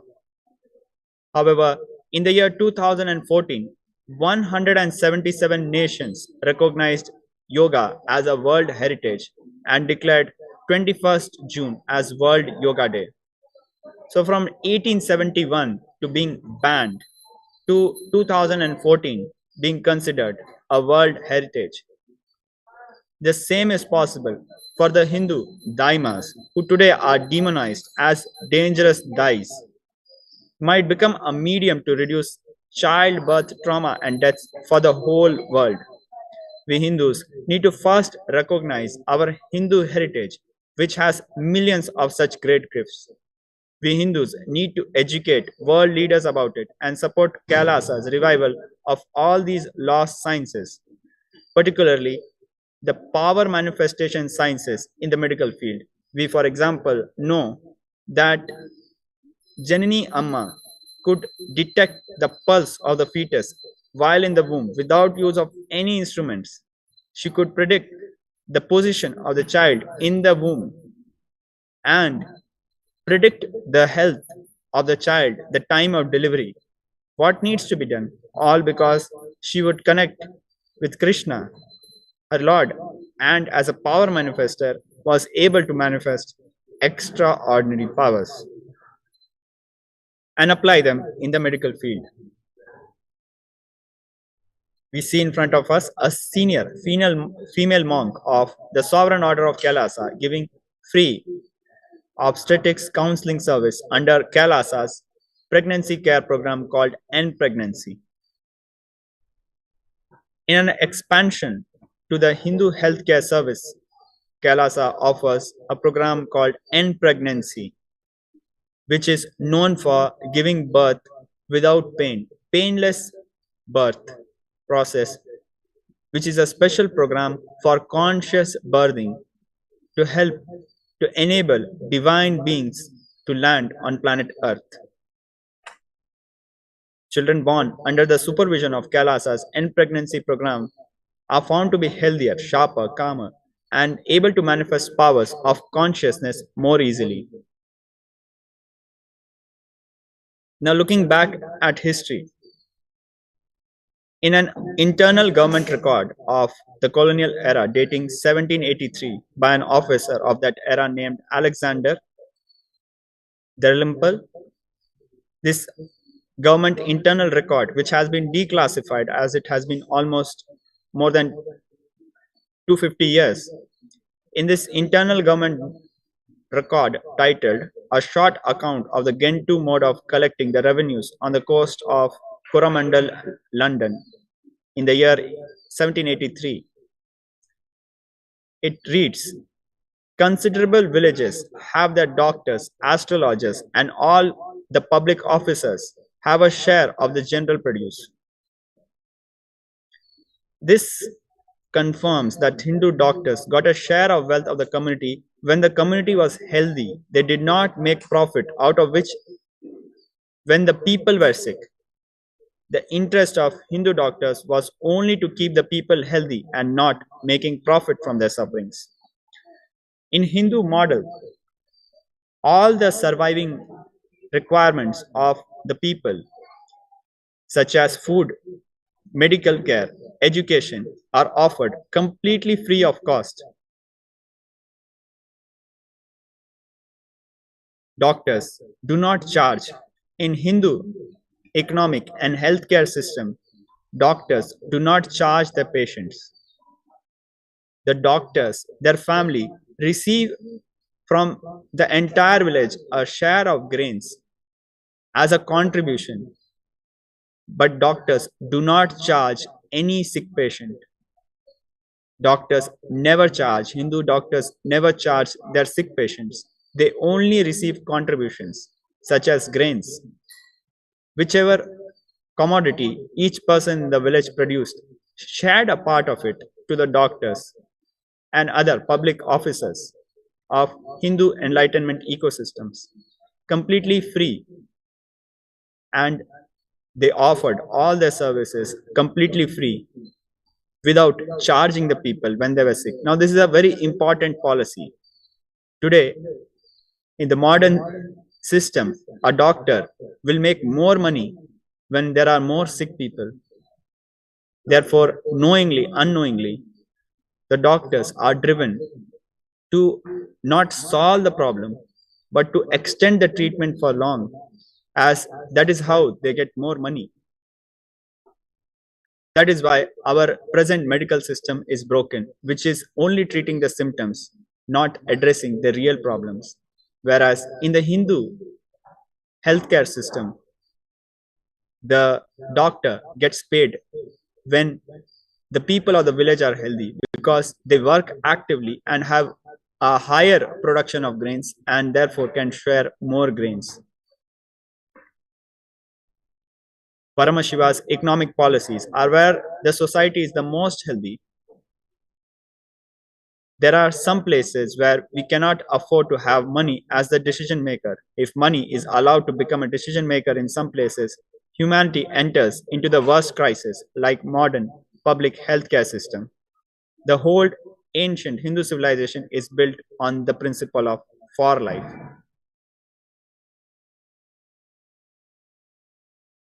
It is clear that Hindu charitable healthcare services offers the most basic to most advanced healthcare completely free of cost to one of the biggest population in the world.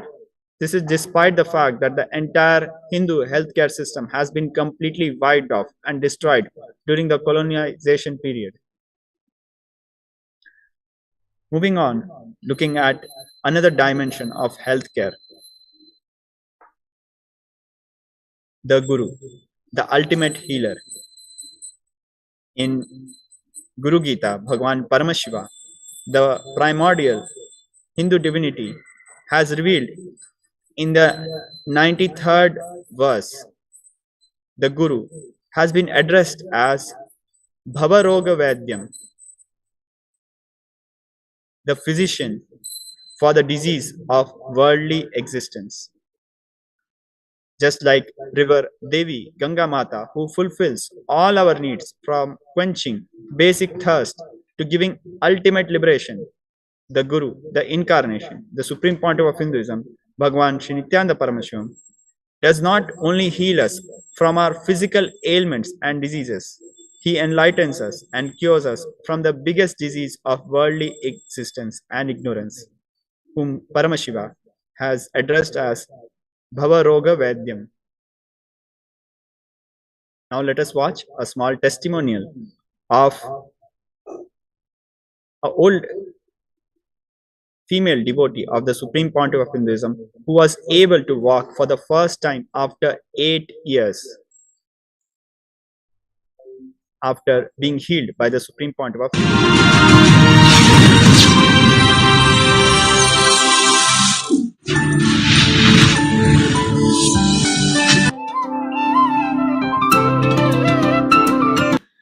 Nithyanandam, everybody.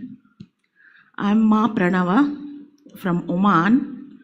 Actually, today I'm not here to talk about myself and my experience, which I have of 7 in IAs. But today I'm here to talk about my mother-in-law, Srimati Lakshmi Devi Trignanam, and the miracles which IA has created for her. And my mother-in-law, Lakshmi Devi Trignanam, was in wheelchair for past 8 years, and this is the 9th year running. And she had a hip fracture and was not able to move freely. And when my husband Shri Priyan, that is her eldest son, told that she has to do inner awakening, she was a bit panicky. All because that she was not able to move. Who will look after her? She has to visit the washroom every 15 minutes.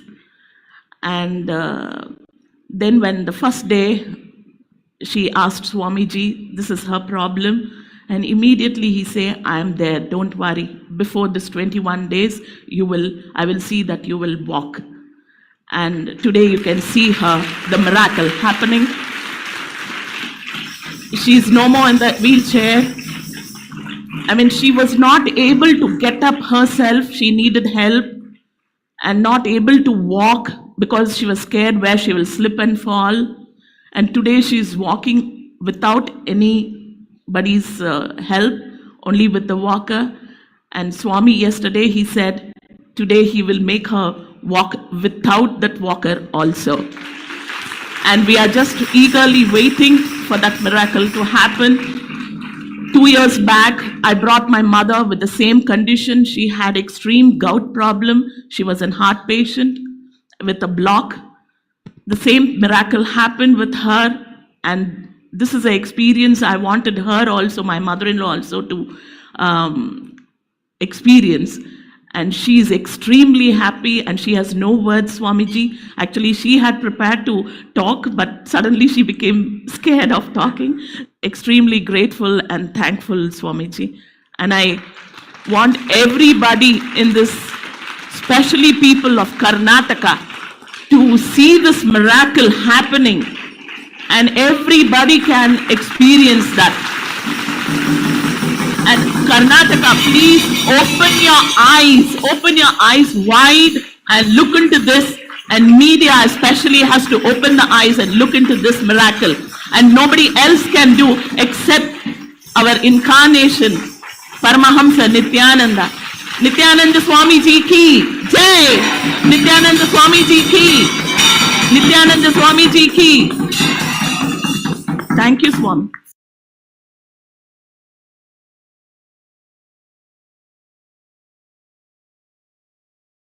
So we just saw how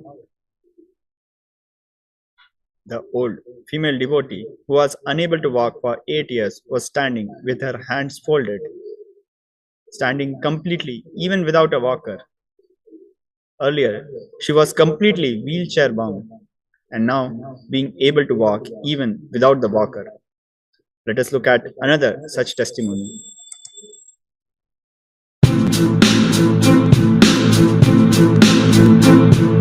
I had one participant running up to me just a few seconds ago. She is feeling overwhelmed with gratitude with what has just happened to her 30 minutes ago.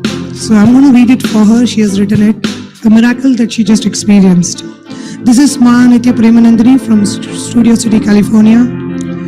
She's saying that 10 years ago, I'm just going to read it verbatim, the way she has written. 10 years ago, I had an unavoidable surgery which caused me to go blind in my right eye. For all these years, I have had no more than 5% vision in that eye. During my first inner awakening in 2010, Swamiji said, I will heal you. I continue to try every therapy I could find as well as working on my spiritual path. Just about 30 minutes ago, as I'm listening to these testimonials, I am looking at the hall and wondering why everything is looking so bright. I'm seeing so many more dimensions. So I put my hand over the left eye and saw for the very first time in 10 years colors and vision through my right eye.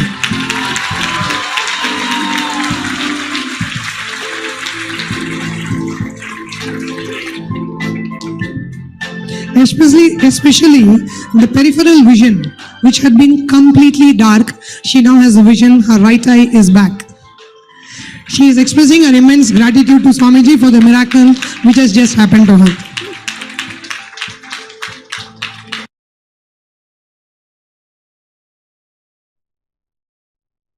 So we just saw another beautiful healing experience where the incarnation of Paramashiva, our beloved Guru, the Supreme Pontiff of Hinduism, healed one of the participants who had lost vision. Now, looking back in time, again, in 2010, there was a time when the Supreme Pontiff of Hinduism was illegally arrested and subjected to treatments which amount to torture. Around 27th April 2010, the Supreme Pontiff of Hinduism was subjected to inhuman, cruel treatment which caused cardiac arrest-like symptoms.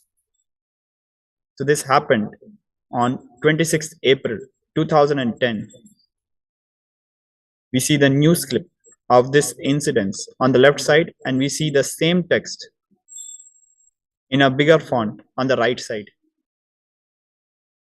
The Supreme Pontiff of Hinduism was illegally arrested and given a lethal injection around 26th April 2010 and taken to the hospital around 8 p.m. Now, on the next day, on 27th April 2010, in the New Indian Express, the third page, it reads, Swami Nithyananda also underwent a potency test under police custody at an undisclosed location on Monday morning. The test was scheduled at the Institute of Nephrourology, Victoria Hospital, on Monday morning, but for security reasons, the test was held elsewhere. All the security arrangements ordered by the Ramnagara Deputy Superintendent of Police were in place, but the CID wanted to conduct the test under police custody and not in the hospital. Very clearly, it is revealed in the public domain that though the hospital was prepared, ready, and followed all the procedures as per the Ramnagara Deputy Superintendent of Police, all the security arrangements were in place. The hospital was ready. The test was scheduled to happen in Victoria Hospital on the Monday morning. But still, the supreme point of Hinduism was taken to an undisclosed location, which was not even a hospital, and subjected to unethical, cruel, denigrated, treating, medical torture, where he was given a lethal injection, which caused him traumatic chest pain. After subjecting the supreme pontiff of Hinduism to such a torture, there were news reports where he was ridiculed. We read from the newspaper clip from DNA on 28th April 2010, page 5, which reads, where the CID officers are quoted saying that they should have complained of chest pain instead of the supreme pontiff of Hinduism, as the CID officers claim of being totally stressed out after subjecting the supreme pontiff of Hinduism to inhumane, cruel, denigrative treatment.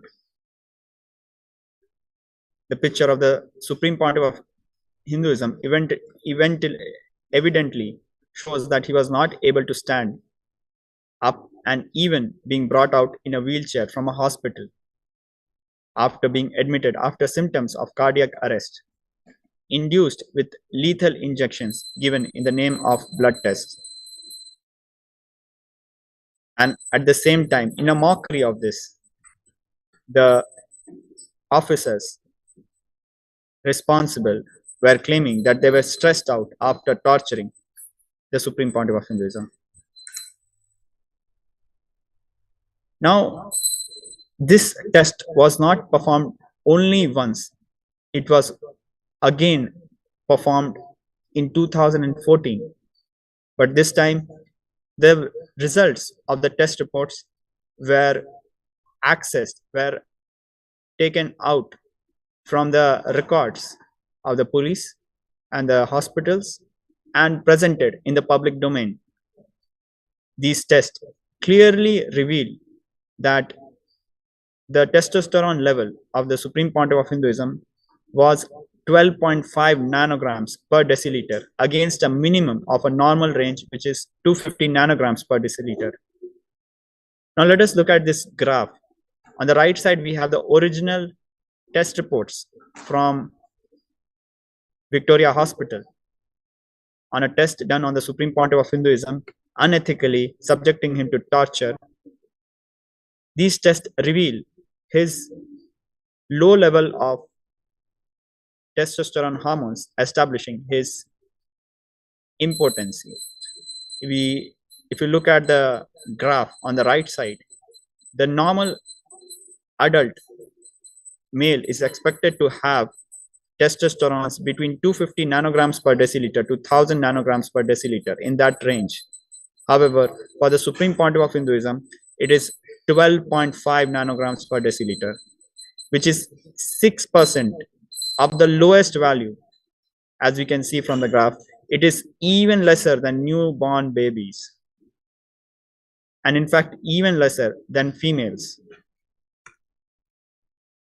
And therefore, the report correctly points out, the government reports correctly points out to the importance of the Supreme Pontiff of Hinduism.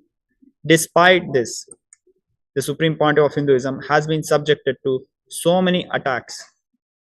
Now, let us look at another testimony of a devotee who is expressing how the Supreme Pontiff of Hinduism healed him and how he feels about these incidences. I came to Swamiji 4 years back. I was very sick. My liver failed. Doctors left the hope. Then Swamiji cured me, bring down the creatinine level, and slowly within 6 months he cured me. I did not pay Swamiji 1 rupee. That kind of service Swamiji has done to me. From that day, I become a faithful servant of Swamiji. Today, what I am hearing about Swamiji is very painful to me because all that he is doing for the mankind, whoever it is Tamil Nadu, Karnataka, Andhra Pradesh, whatever it is, he is doing the entire world the good thing. Then I do not know, I don't see any reason why Swamiji should be punished like that. It is not at all humanitarian. Some humanitarian organization should take it up and fight the right of the Swamiji or Swamijis in India. Thank you.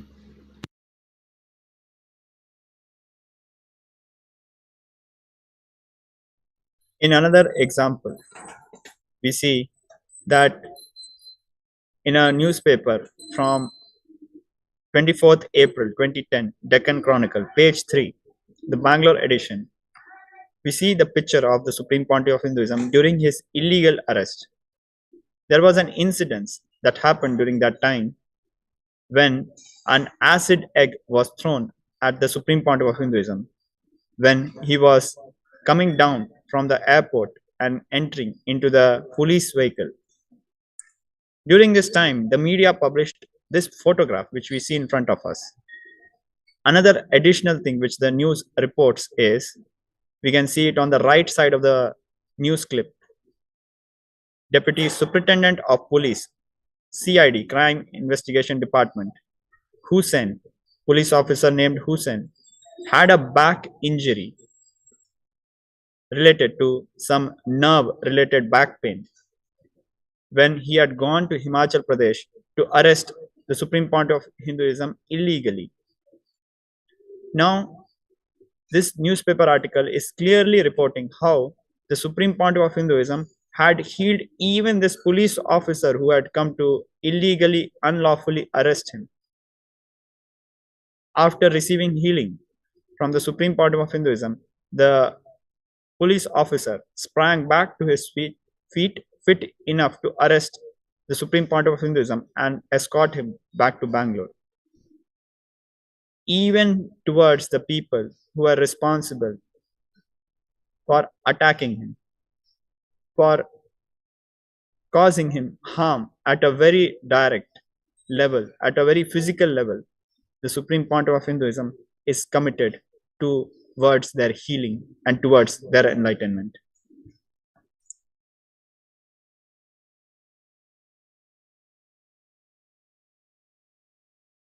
Kailasa, throughout years, despite of being persecuted so much, being attacked in the worst possible ways, directly, in a very physical way, being subjected to torture, medical torture, has been relentlessly and ferociously responding to all the attacks done towards it.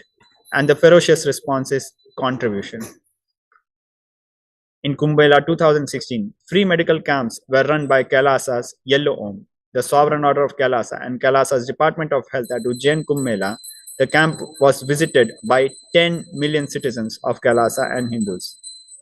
We see Throughout the years, from 2006, Kailasa has been offering several healthcare services completely free of charge. Several free multi-speciality medical camps organized by Kailasa's Department of Health and Kailasa's Yellow Home worldwide in urban and rural areas, giving free diagnosis, medicines, and other medical support.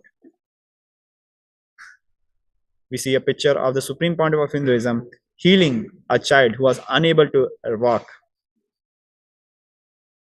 We just saw how a lady unable to walk for 8 years was able to walk after receiving the Supreme Pontiff of Hinduism's healing. And this includes just not the devotee, the female devotee who is a long-term devotee and hasn't been able to walk for 8 years.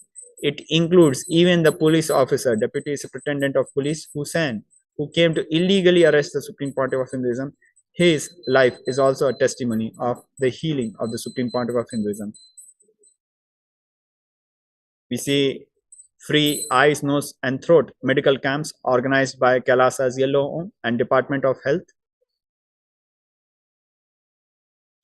85%, over 85% of the people availing these facilities of medical camps in India provided by Kailasa are from economically weaker sections of the society.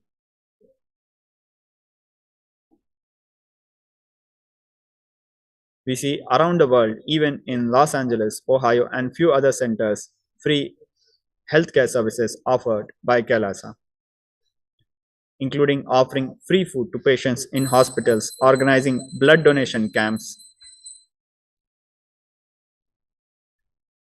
With this, we come to this segment on the contributions of Kailasa towards world health. We'll be also looking at various other contributions of Kailasa in the health dimension related to chronic fatigue, depression, eating disorder, unknown fears, arthritis, insomnia, low energy, panic attacks, arthritis, low mood, asthma, mood swings in various dimensions. How inner awakening or Paramashivoham, and this time of the year in 2022, Paramashivoham can heal us of all these. We'll be looking at these statistics and facts in our next episode. Moving on in this topic, Kailasa in United Nations has been publishing various reports, such as in a report on COVID-19 and multilateralism.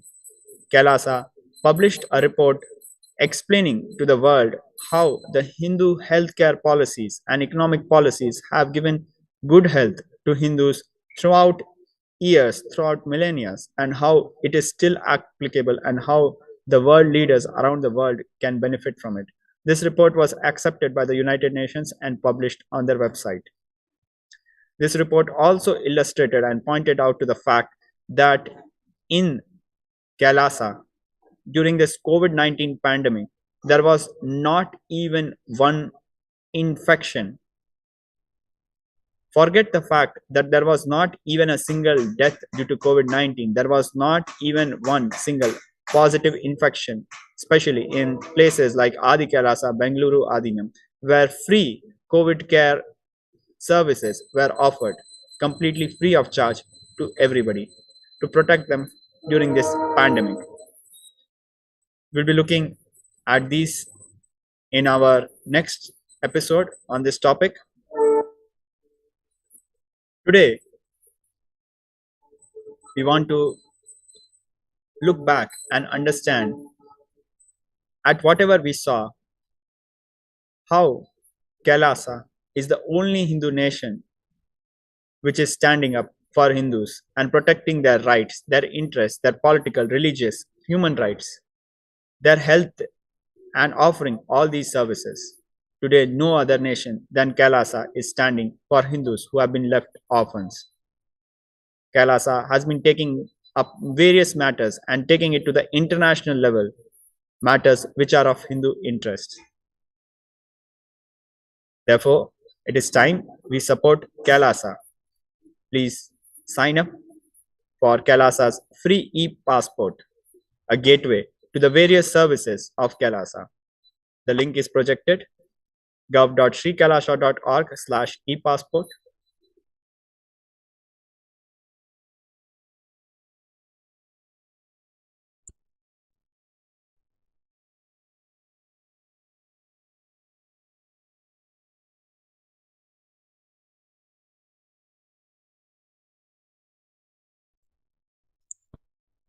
Moving on, a very important announcement.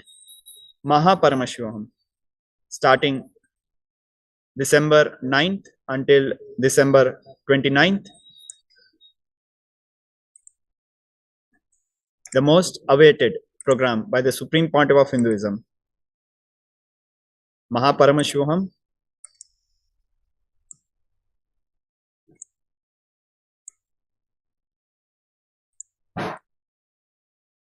Paramashivoham is an immersive 21-day awakening event to teach you the science of manifesting the ultimate consciousness in you.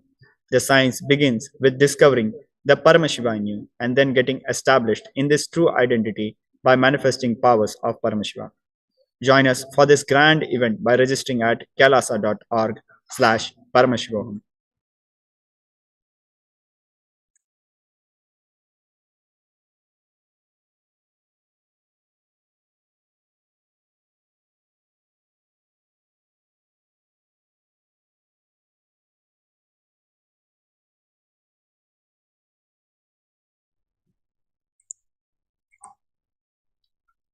Paramashivoham is not just a meditation program, it is pushing humanity to the next level of consciousness, to consciousness of Paramashiva, the ultimate super consciousness as per Hinduism. The avatar, the Supreme Pontiff of Hinduism, Jagat Guru Mahasanidhanam, His Divine Holiness, Bhagwan Nithyananda Paramashivam, who has realized the state of super consciousness, is transmitting his experience of Paramashivam via initiation. This program will change who you know as yourself, your very being, to make you radiate super consciousness. Join us for this grand event by registering at kailasa.org/Paramashivoham. Paramashivoham. I am Paramashiva. This is the truth. Paramashiva is the ultimate consciousness, the source of all creation, the Karna, Karya, Mula, the cause, effect, and source of all that we perceive and all that is unmanifest in our life. Join us for this grand event by registering at kailasa.org/Paramashivoham.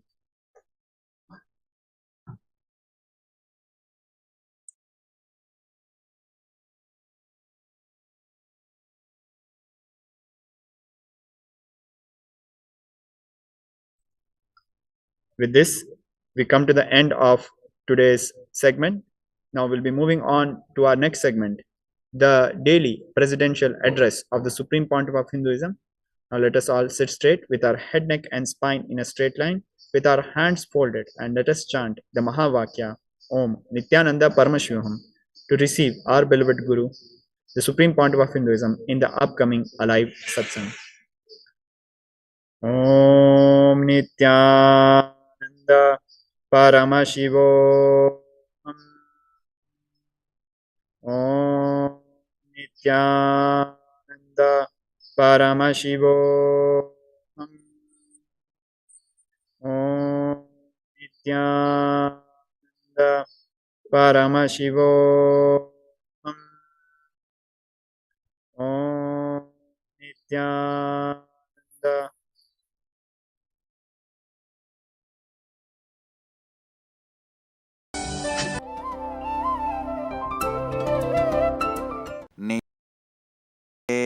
मध्यमाम् अस्मदाचार्यपर्यन्तां वन्दे गुरुपरम्पराम्.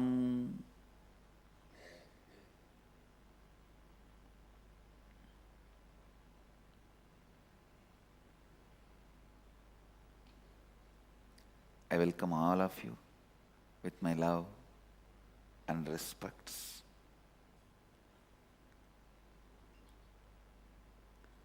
I'll directly enter into Upanishads.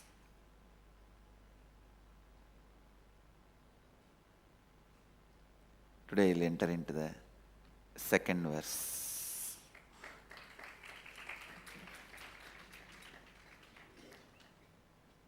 Please chant along with me.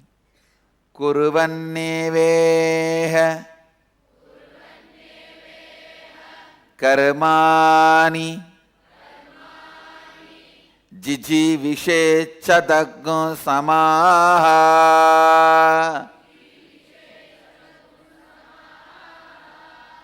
evam tvayinanya तेतोस्ति न कर्म लिप्यते नरे कुर्वन्नेवेह कर्माणि जिजीविषेत् सदग्गो समाह एवं त्वयि तेतोस्ति न कर्म लिप्यते नरे.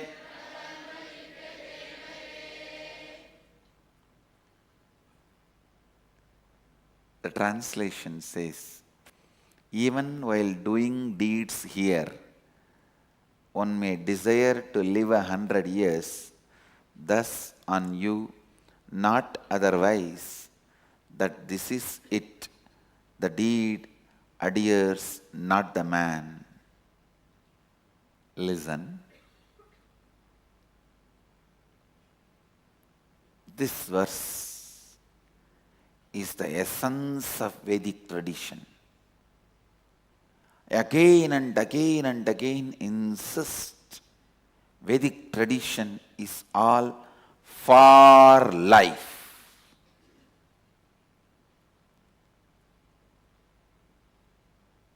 If I have to put the whole Vedic tradition in one word, live.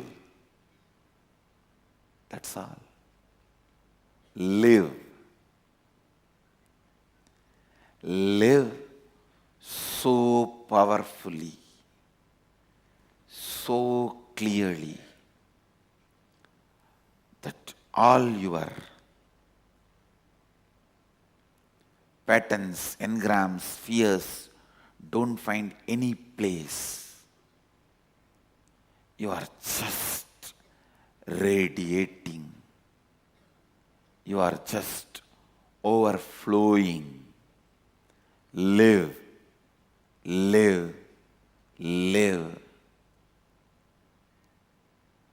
Kuruvanneveha karmani jijivishet sadaggun samaha evam tvayinanyatetosti na karma lipyate nare. This verse is actually a blessing. See, Upanishadic rishis expect you to achieve everything just by the first verse. Isha vasyam idaggum sarvam yatkincha jagatyan jagat tena tyaktena vunjita makrita kasya sviddanam. Over. They do not expect you to have any doubt. The kind of a space they are carrying, rishis feel with this verse you are enlightened. Now you just need a blessing. A disciple who is enlightened needs a blessing from the Guru. Actually, this verse, Kuruvannevega karmani jichivishet chadaggun samaha evam tvayinanyatetosti na karma lipyate nare. This verse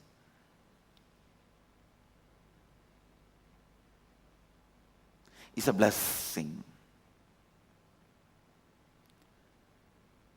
Somebody was telling me the other day, one Swami came and met me. That Swami was telling,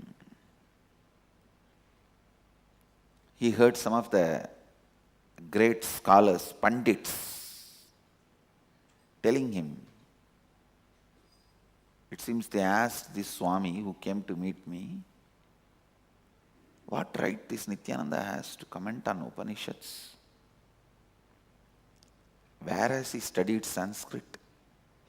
Who is his guru teaching all the bhashyas? Who taught all the bhashyas? All these scholarly questions. Scholarly questions. This Swami, it seems, asked only one question. I am also seeing his satsang. You are also seeing his satsang. Come on, let's have an open discussion.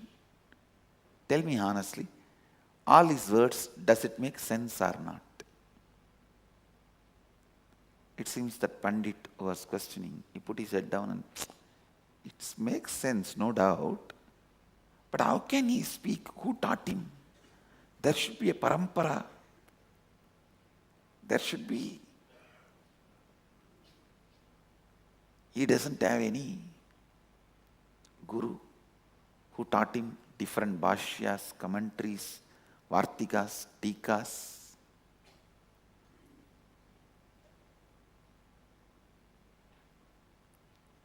Then how can he comment on Upanishads? To that Swami I gave only one answer. Understand? Yes. I have not formally studied.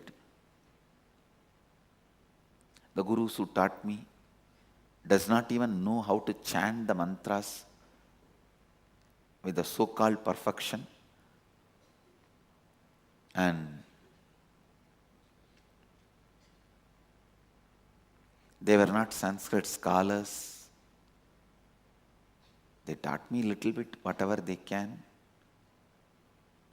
They may not have taught me what the commentators said, what the commentary on commentary, those commentators on commentators said, what the footnote says, what the interpretation says. They have not taught me all types of interpretations, but surely they pushed me to an experience to intercept what has happened exactly. So that is the authority I have to speak on Upanishads.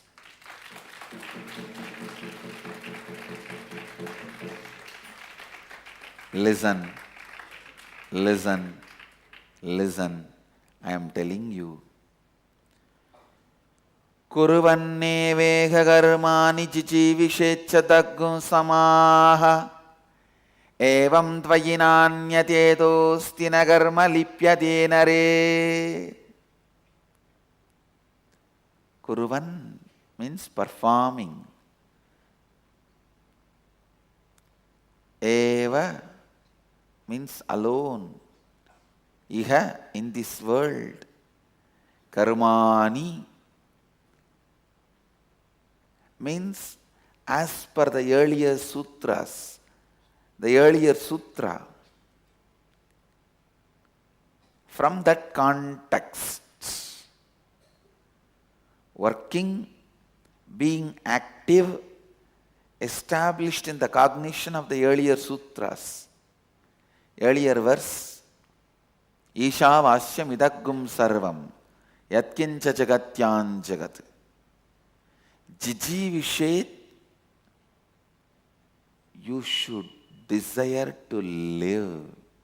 Please understand, you should not fall into depression, collapse, knowing that all change is established in change and it is consciousness. So what is there? No. No. It should not make you feel tired or bored. Sadaggun samaha means, literally it means 100 years, but I'll clearly tell you, hundreds of years. Those days the 100 was the bigger number, like a just to tell forever and ever, they say hundreds of years. So, it is not 100 years, hundreds of years. Sadagum samaha. Evam, thus, tvai, you, na, not, anyata, other alternative, asti, is, na, not, karma, work, adheres, lipyate, adheres, nare, man, ita, then this. Every day I have decided, I'll give you the word by word translation also so that you can understand. Now I'll give you the whole translation. Actually, in this verse, Upanishads are declaring by internalizing the great, beautiful,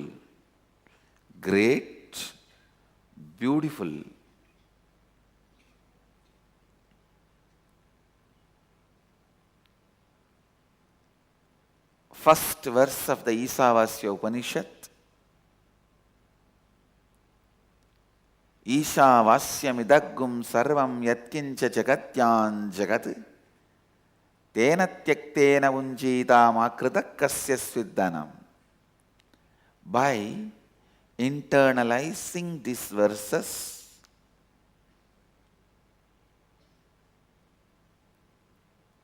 by making that verse as your cognition, now rishis are telling you, Upanishad is declaring, live forever in this cognition. Sometime when you feel, oh, everything is God, everything is consciousness, so what is there for me? Come on, get a blanket, let me do your Nidra Devi Puja. Everyone wants to do that one puja happily. Unfortunately, many are not able to do even that puja. Nidra Devi Puja means falling asleep. Listen.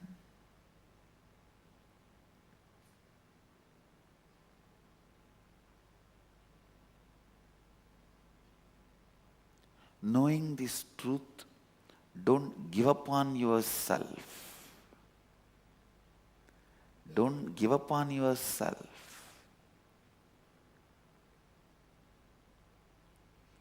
This truth should be inspiring you, exciting you, entertaining you, expanding you. Actually, when you internalize that there is no need to worry about anything, change is established in change, and even the change established in change is pure consciousness. Actually, you become free from all fears and greed. You become so excited, alive, living, bubbly, joyful. You just know your whole life is in front of you.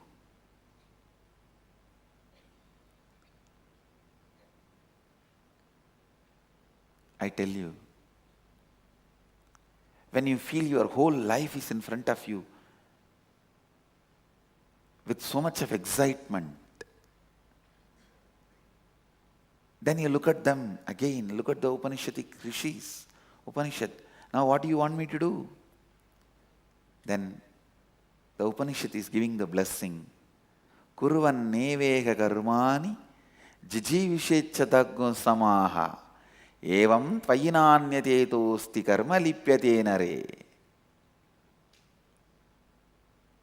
Oh beings, enjoy the life, live the life, being established in this cognition and living.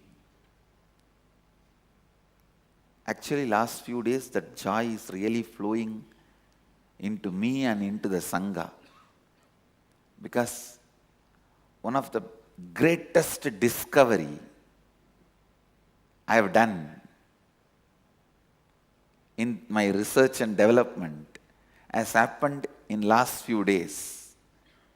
I don't want to say it is an accident. I don't want to say it is an incident. I only have to say it is a miracle.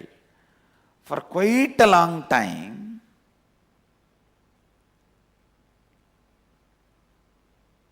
I was feeling that I should take out and give a best lifestyle for all my disciples and devotees. See, I myself used to be and still follow the lifestyle of Manu, means how to brush, how to wash yourself, how to take bath, how to dress. In all this I follow Manu. But even then I was feeling Manu is a human being. So these instructions are from him. I was looking, searching in the forest of spiritual literatures of Vedic tradition. Is there any book where Mahadeva himself gives instruction about all these day-to-day actions, the lifestyle instructions? I went on doing research. Of course, all the 112 Upanishads are only about the abstract principles. They do not talk about how many times you have to brush, how many times you have to wash your mouth, and how you have to keep yourself clean, or how you have to dress, how you have to cook, how you have to eat. Somehow I wanted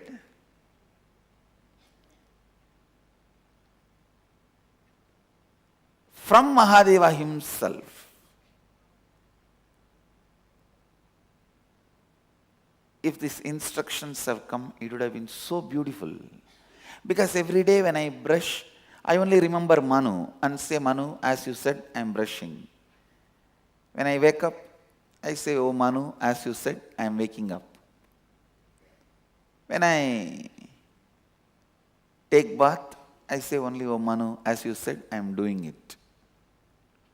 Of course, Manu has authority from Mahadeva, but there is a possibility the person who has authority can miss few things. Like when I put somebody as a Mahant, they may follow the broad concept of what I gave, but there is a possibility to miss few things because of their own understandings and perceptions.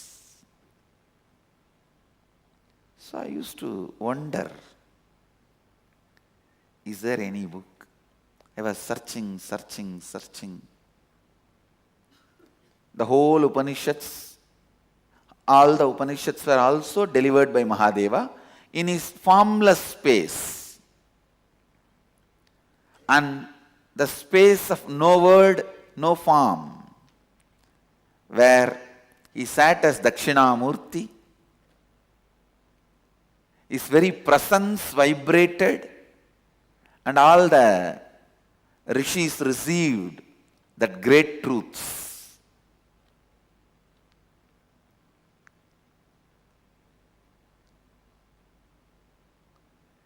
And In one part of the Tantras, which was given by Mahadeva directly to Devi, even there he speaks more about meditation techniques.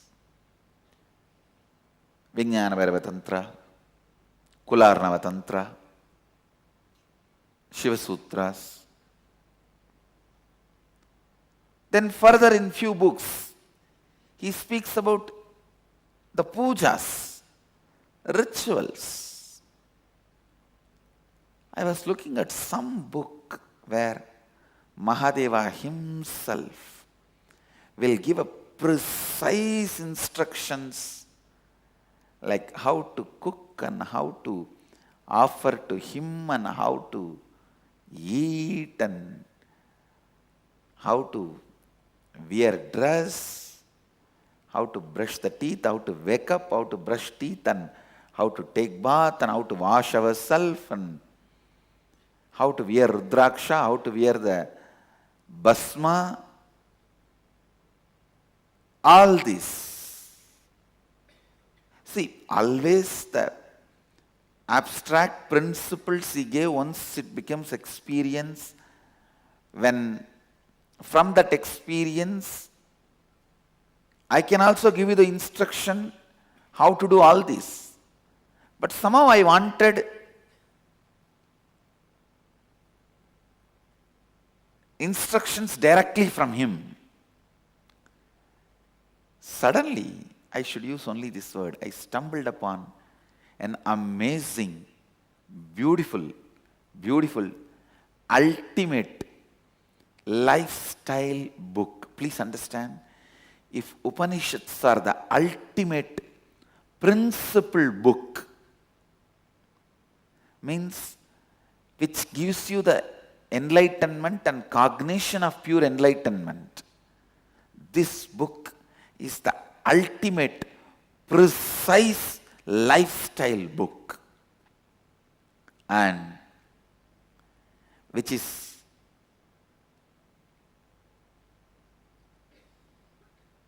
direct instruction from Mahadeva to Parvati. And I want to tell you, as far as the science of enlightenment is concerned, Upanishads are our principal book, first and foremost, for Hinduism and for our Sangha and for the whole humanity. And as far as the day-to-day lifestyle, how to brush, how to take bath, how to wash ourselves, how to dress, how to apply sacred ashes, and how to wear rudraksh, in all this, this is the book for the whole world, directly given by Mahadeva to Devi.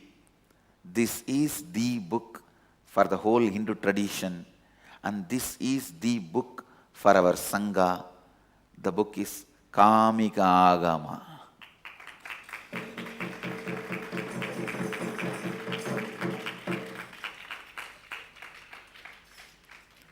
Lifestyle to cause your reality.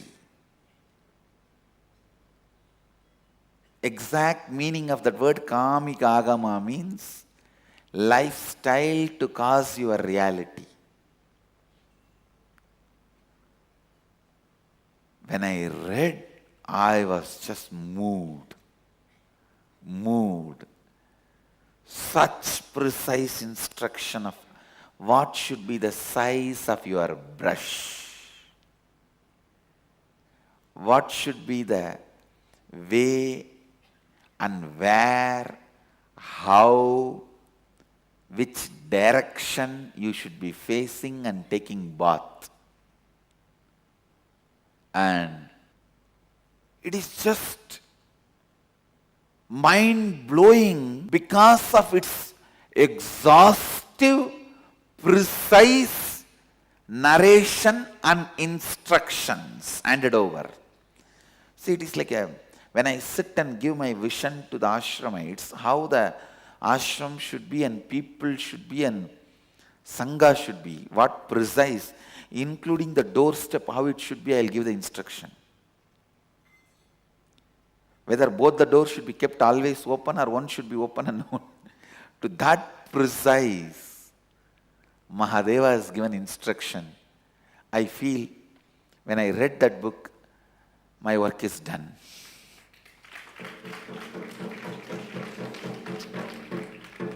Already he said it. He said it. He said it. And I vouch for that one truth with all my integrity. It is Mahadeva's instruction to the whole world through Devi.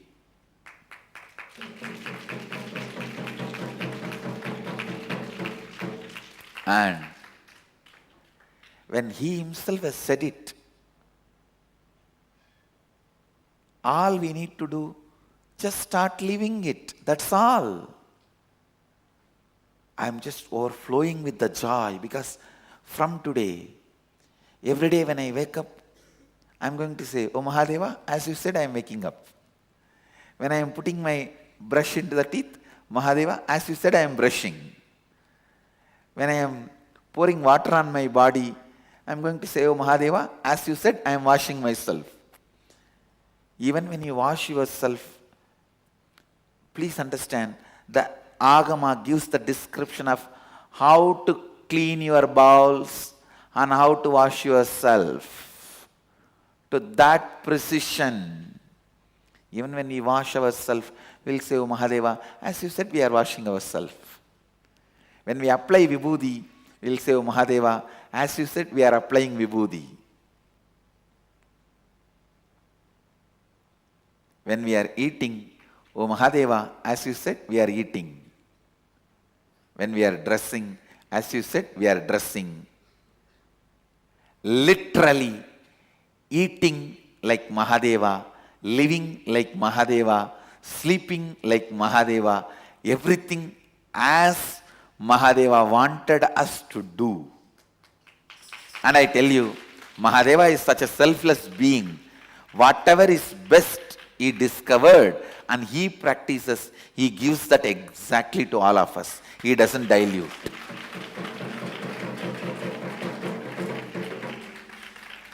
The moment I discover something new, first thing I'll do is next day come to the satsang and reveal it to all of you. Mahadeva does exactly the same. So understand, it is just so exciting to know Mahadeva loves us so much. Every single minute detail he attended with so much of care, and he has given us that beautiful instructions. I wanted to tell all of you, let us start imbibing Kamika Agama as much as we can into our life. Because the best way to exist is, as Mahadeva said, as Mahadeva revealed, as he has ordained, as he has given. So this great enlightened cognitions, yes, Isha Vasyam Idagum Sarvam Yatkincha Jagatyam Jagat Tena Tyaktena Bunjidam Akrita Kasya Sviddanam. Yes, I have this cognition now. Whole future is in front of me. I am free to live as I want. How should I live? Then Mahadeva comes down and gives the instruction. Come on, take this Kamikagama. This is the way you should live. Understand how to cook offering for God, to how to offer and how to take everything. It is not just dress fashion book. It is not just makeup book. It is not just cookbook. It is all put together. Hygiene book, makeup book, dressing book, cookbook, ritual book, worship book, health book, everything.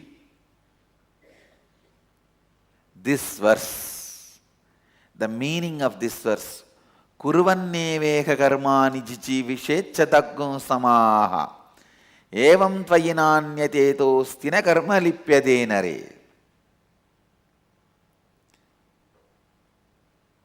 Performing your actions from the context of the earlier verse, I can add one line. As per the Kamikagama, live forever blissfully.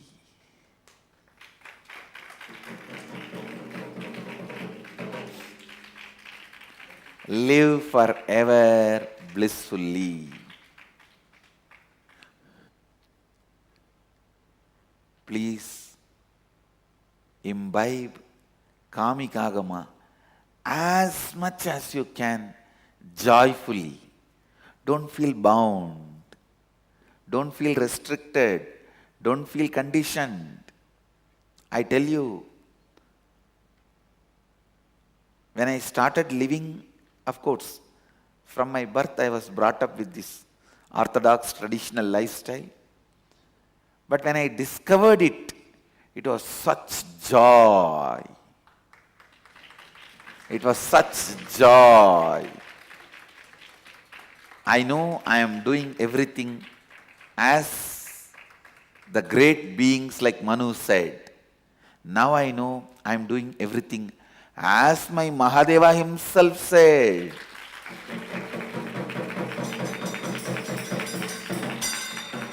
As instructed by Mahadeva. And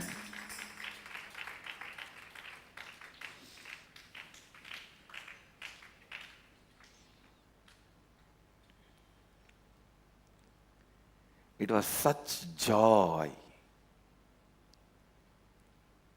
to have discovered Kamikagama, where Mahadeva gives such beautiful, precise instruction. He says very clearly, when his puja is done, what all should be played. He says mantra gana, veena gana, and Veda Adhyayana, all this has to be done when my puja is done. The upacharas.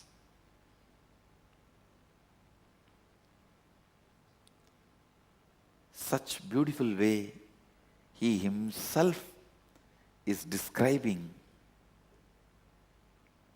When I called a few of the ashramites and shared this joy, because it was like a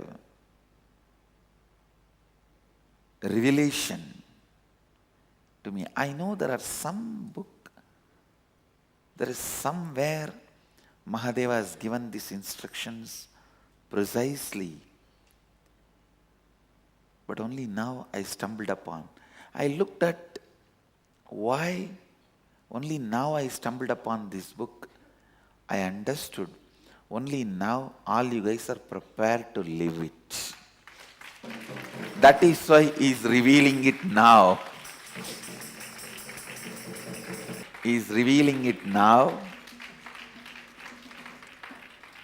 When I revealed the joy of Kamikagama discovery, discovering Kamikagama to some of our ashramites, they took the responsibility. Swamiji, we will make short videos of how to do everything as per Kamikagama.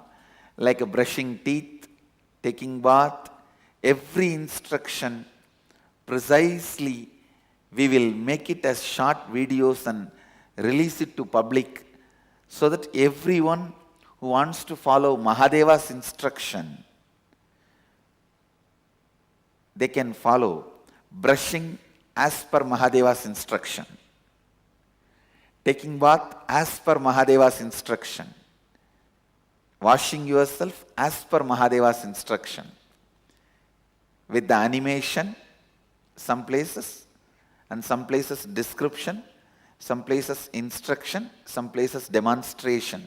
We will use all these and precisely make every one of you understand and apply Mahadeva's teachings in your day-to-day life. We are launching the first video today. Already ready. The first video on Mahadeva's instruction about our lifestyle.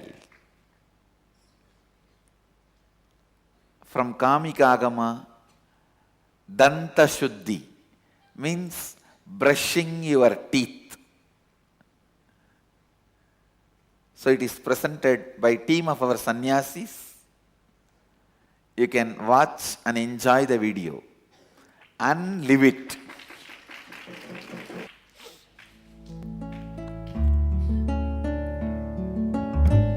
Kamika Agama is a set of guidelines given by Shiva to Devi about the Vedic lifestyle of causing our own reality.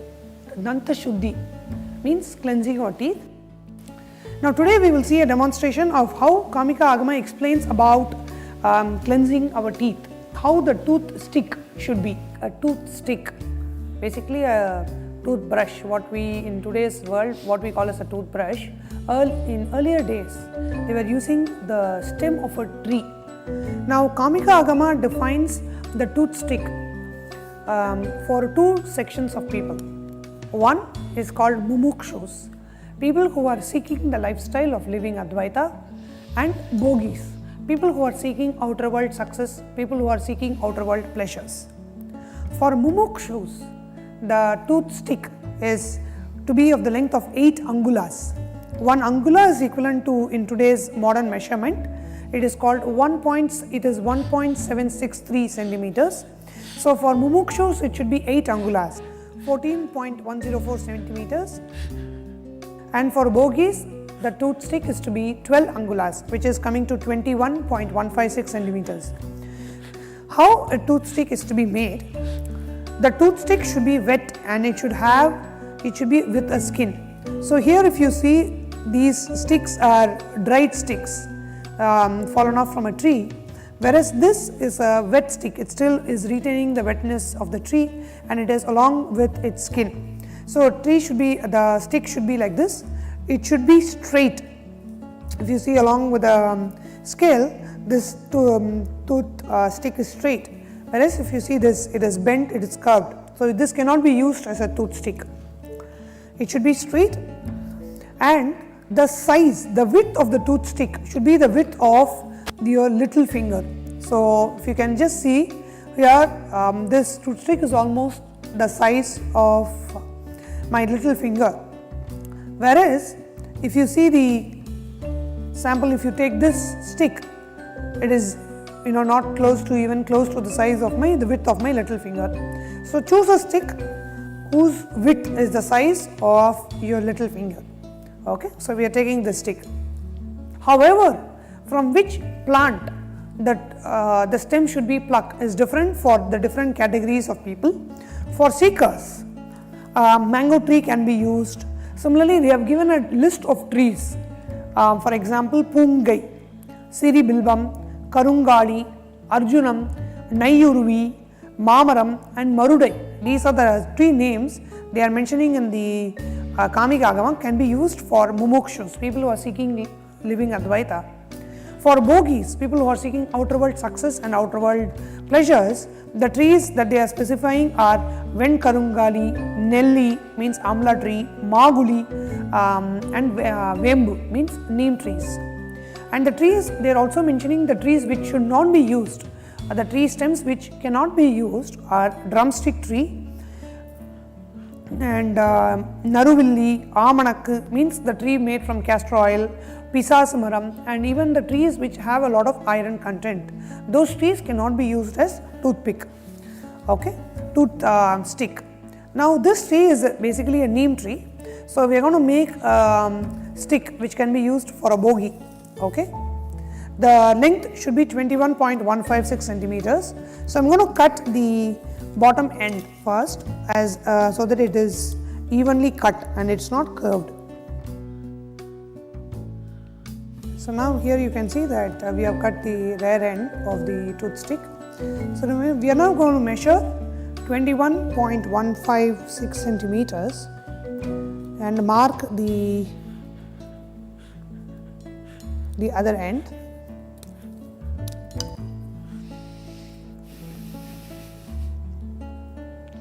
Here we have made a mark. We will now remove all the other small stems. We have now marked, this is the 21 centimeter mark, so we are now going to cut it. This is cut to be exactly 12 angulas, and this is from a bark of a neem tree. So this is a toothstick as per the Kamika Agama, which can be used by a bogie.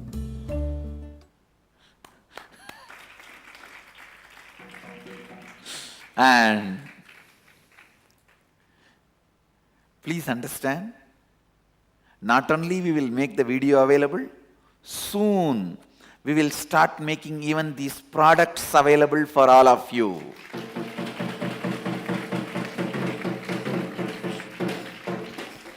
And you can enjoy the brushing teeth as per Mahadeva's instruction.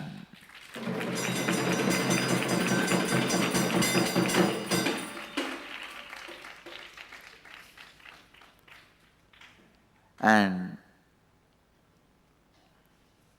I tell you, even while you are brushing, you can be in Samadhi with Mahadeva. See, I am brushing as per your instruction, directly from you. Not only I am thinking as per your instruction, I am even brushing as per your instruction.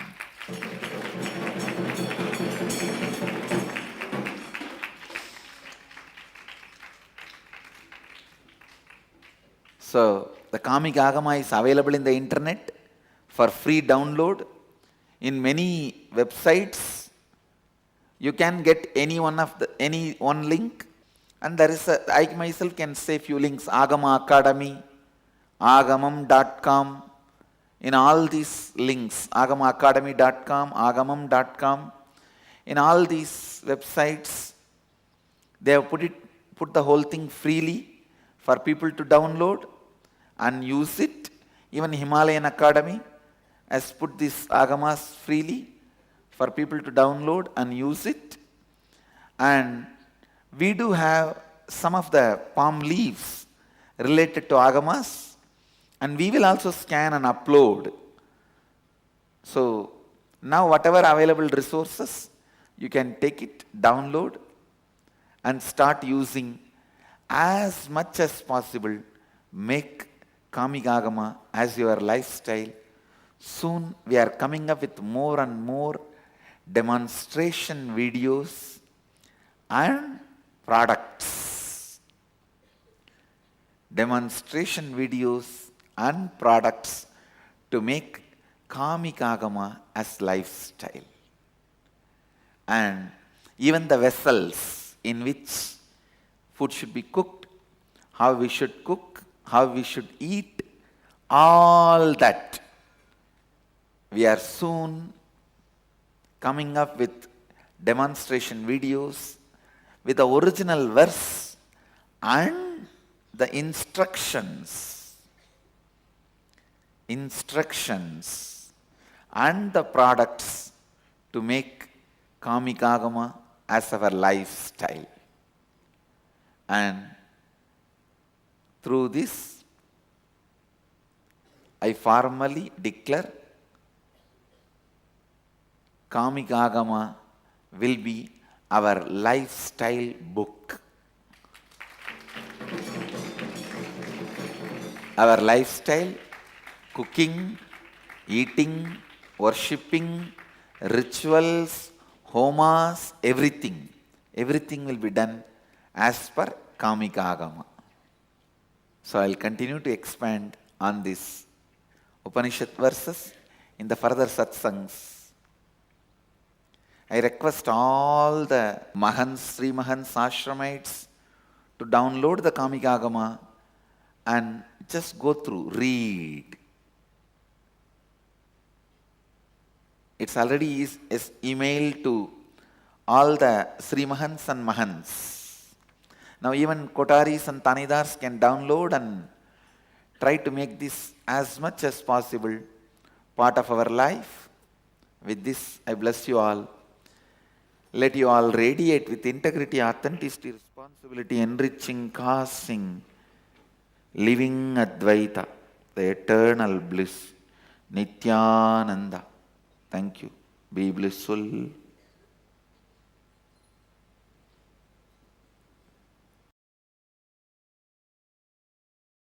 Nithyananda Dhyanapitham, Nithyananda Nagar, off Mysore Road, Bidadi, Bengaluru. Phone 08027279999. www.nithyananda.org. www.youtube.com/Life Bliss Foundation.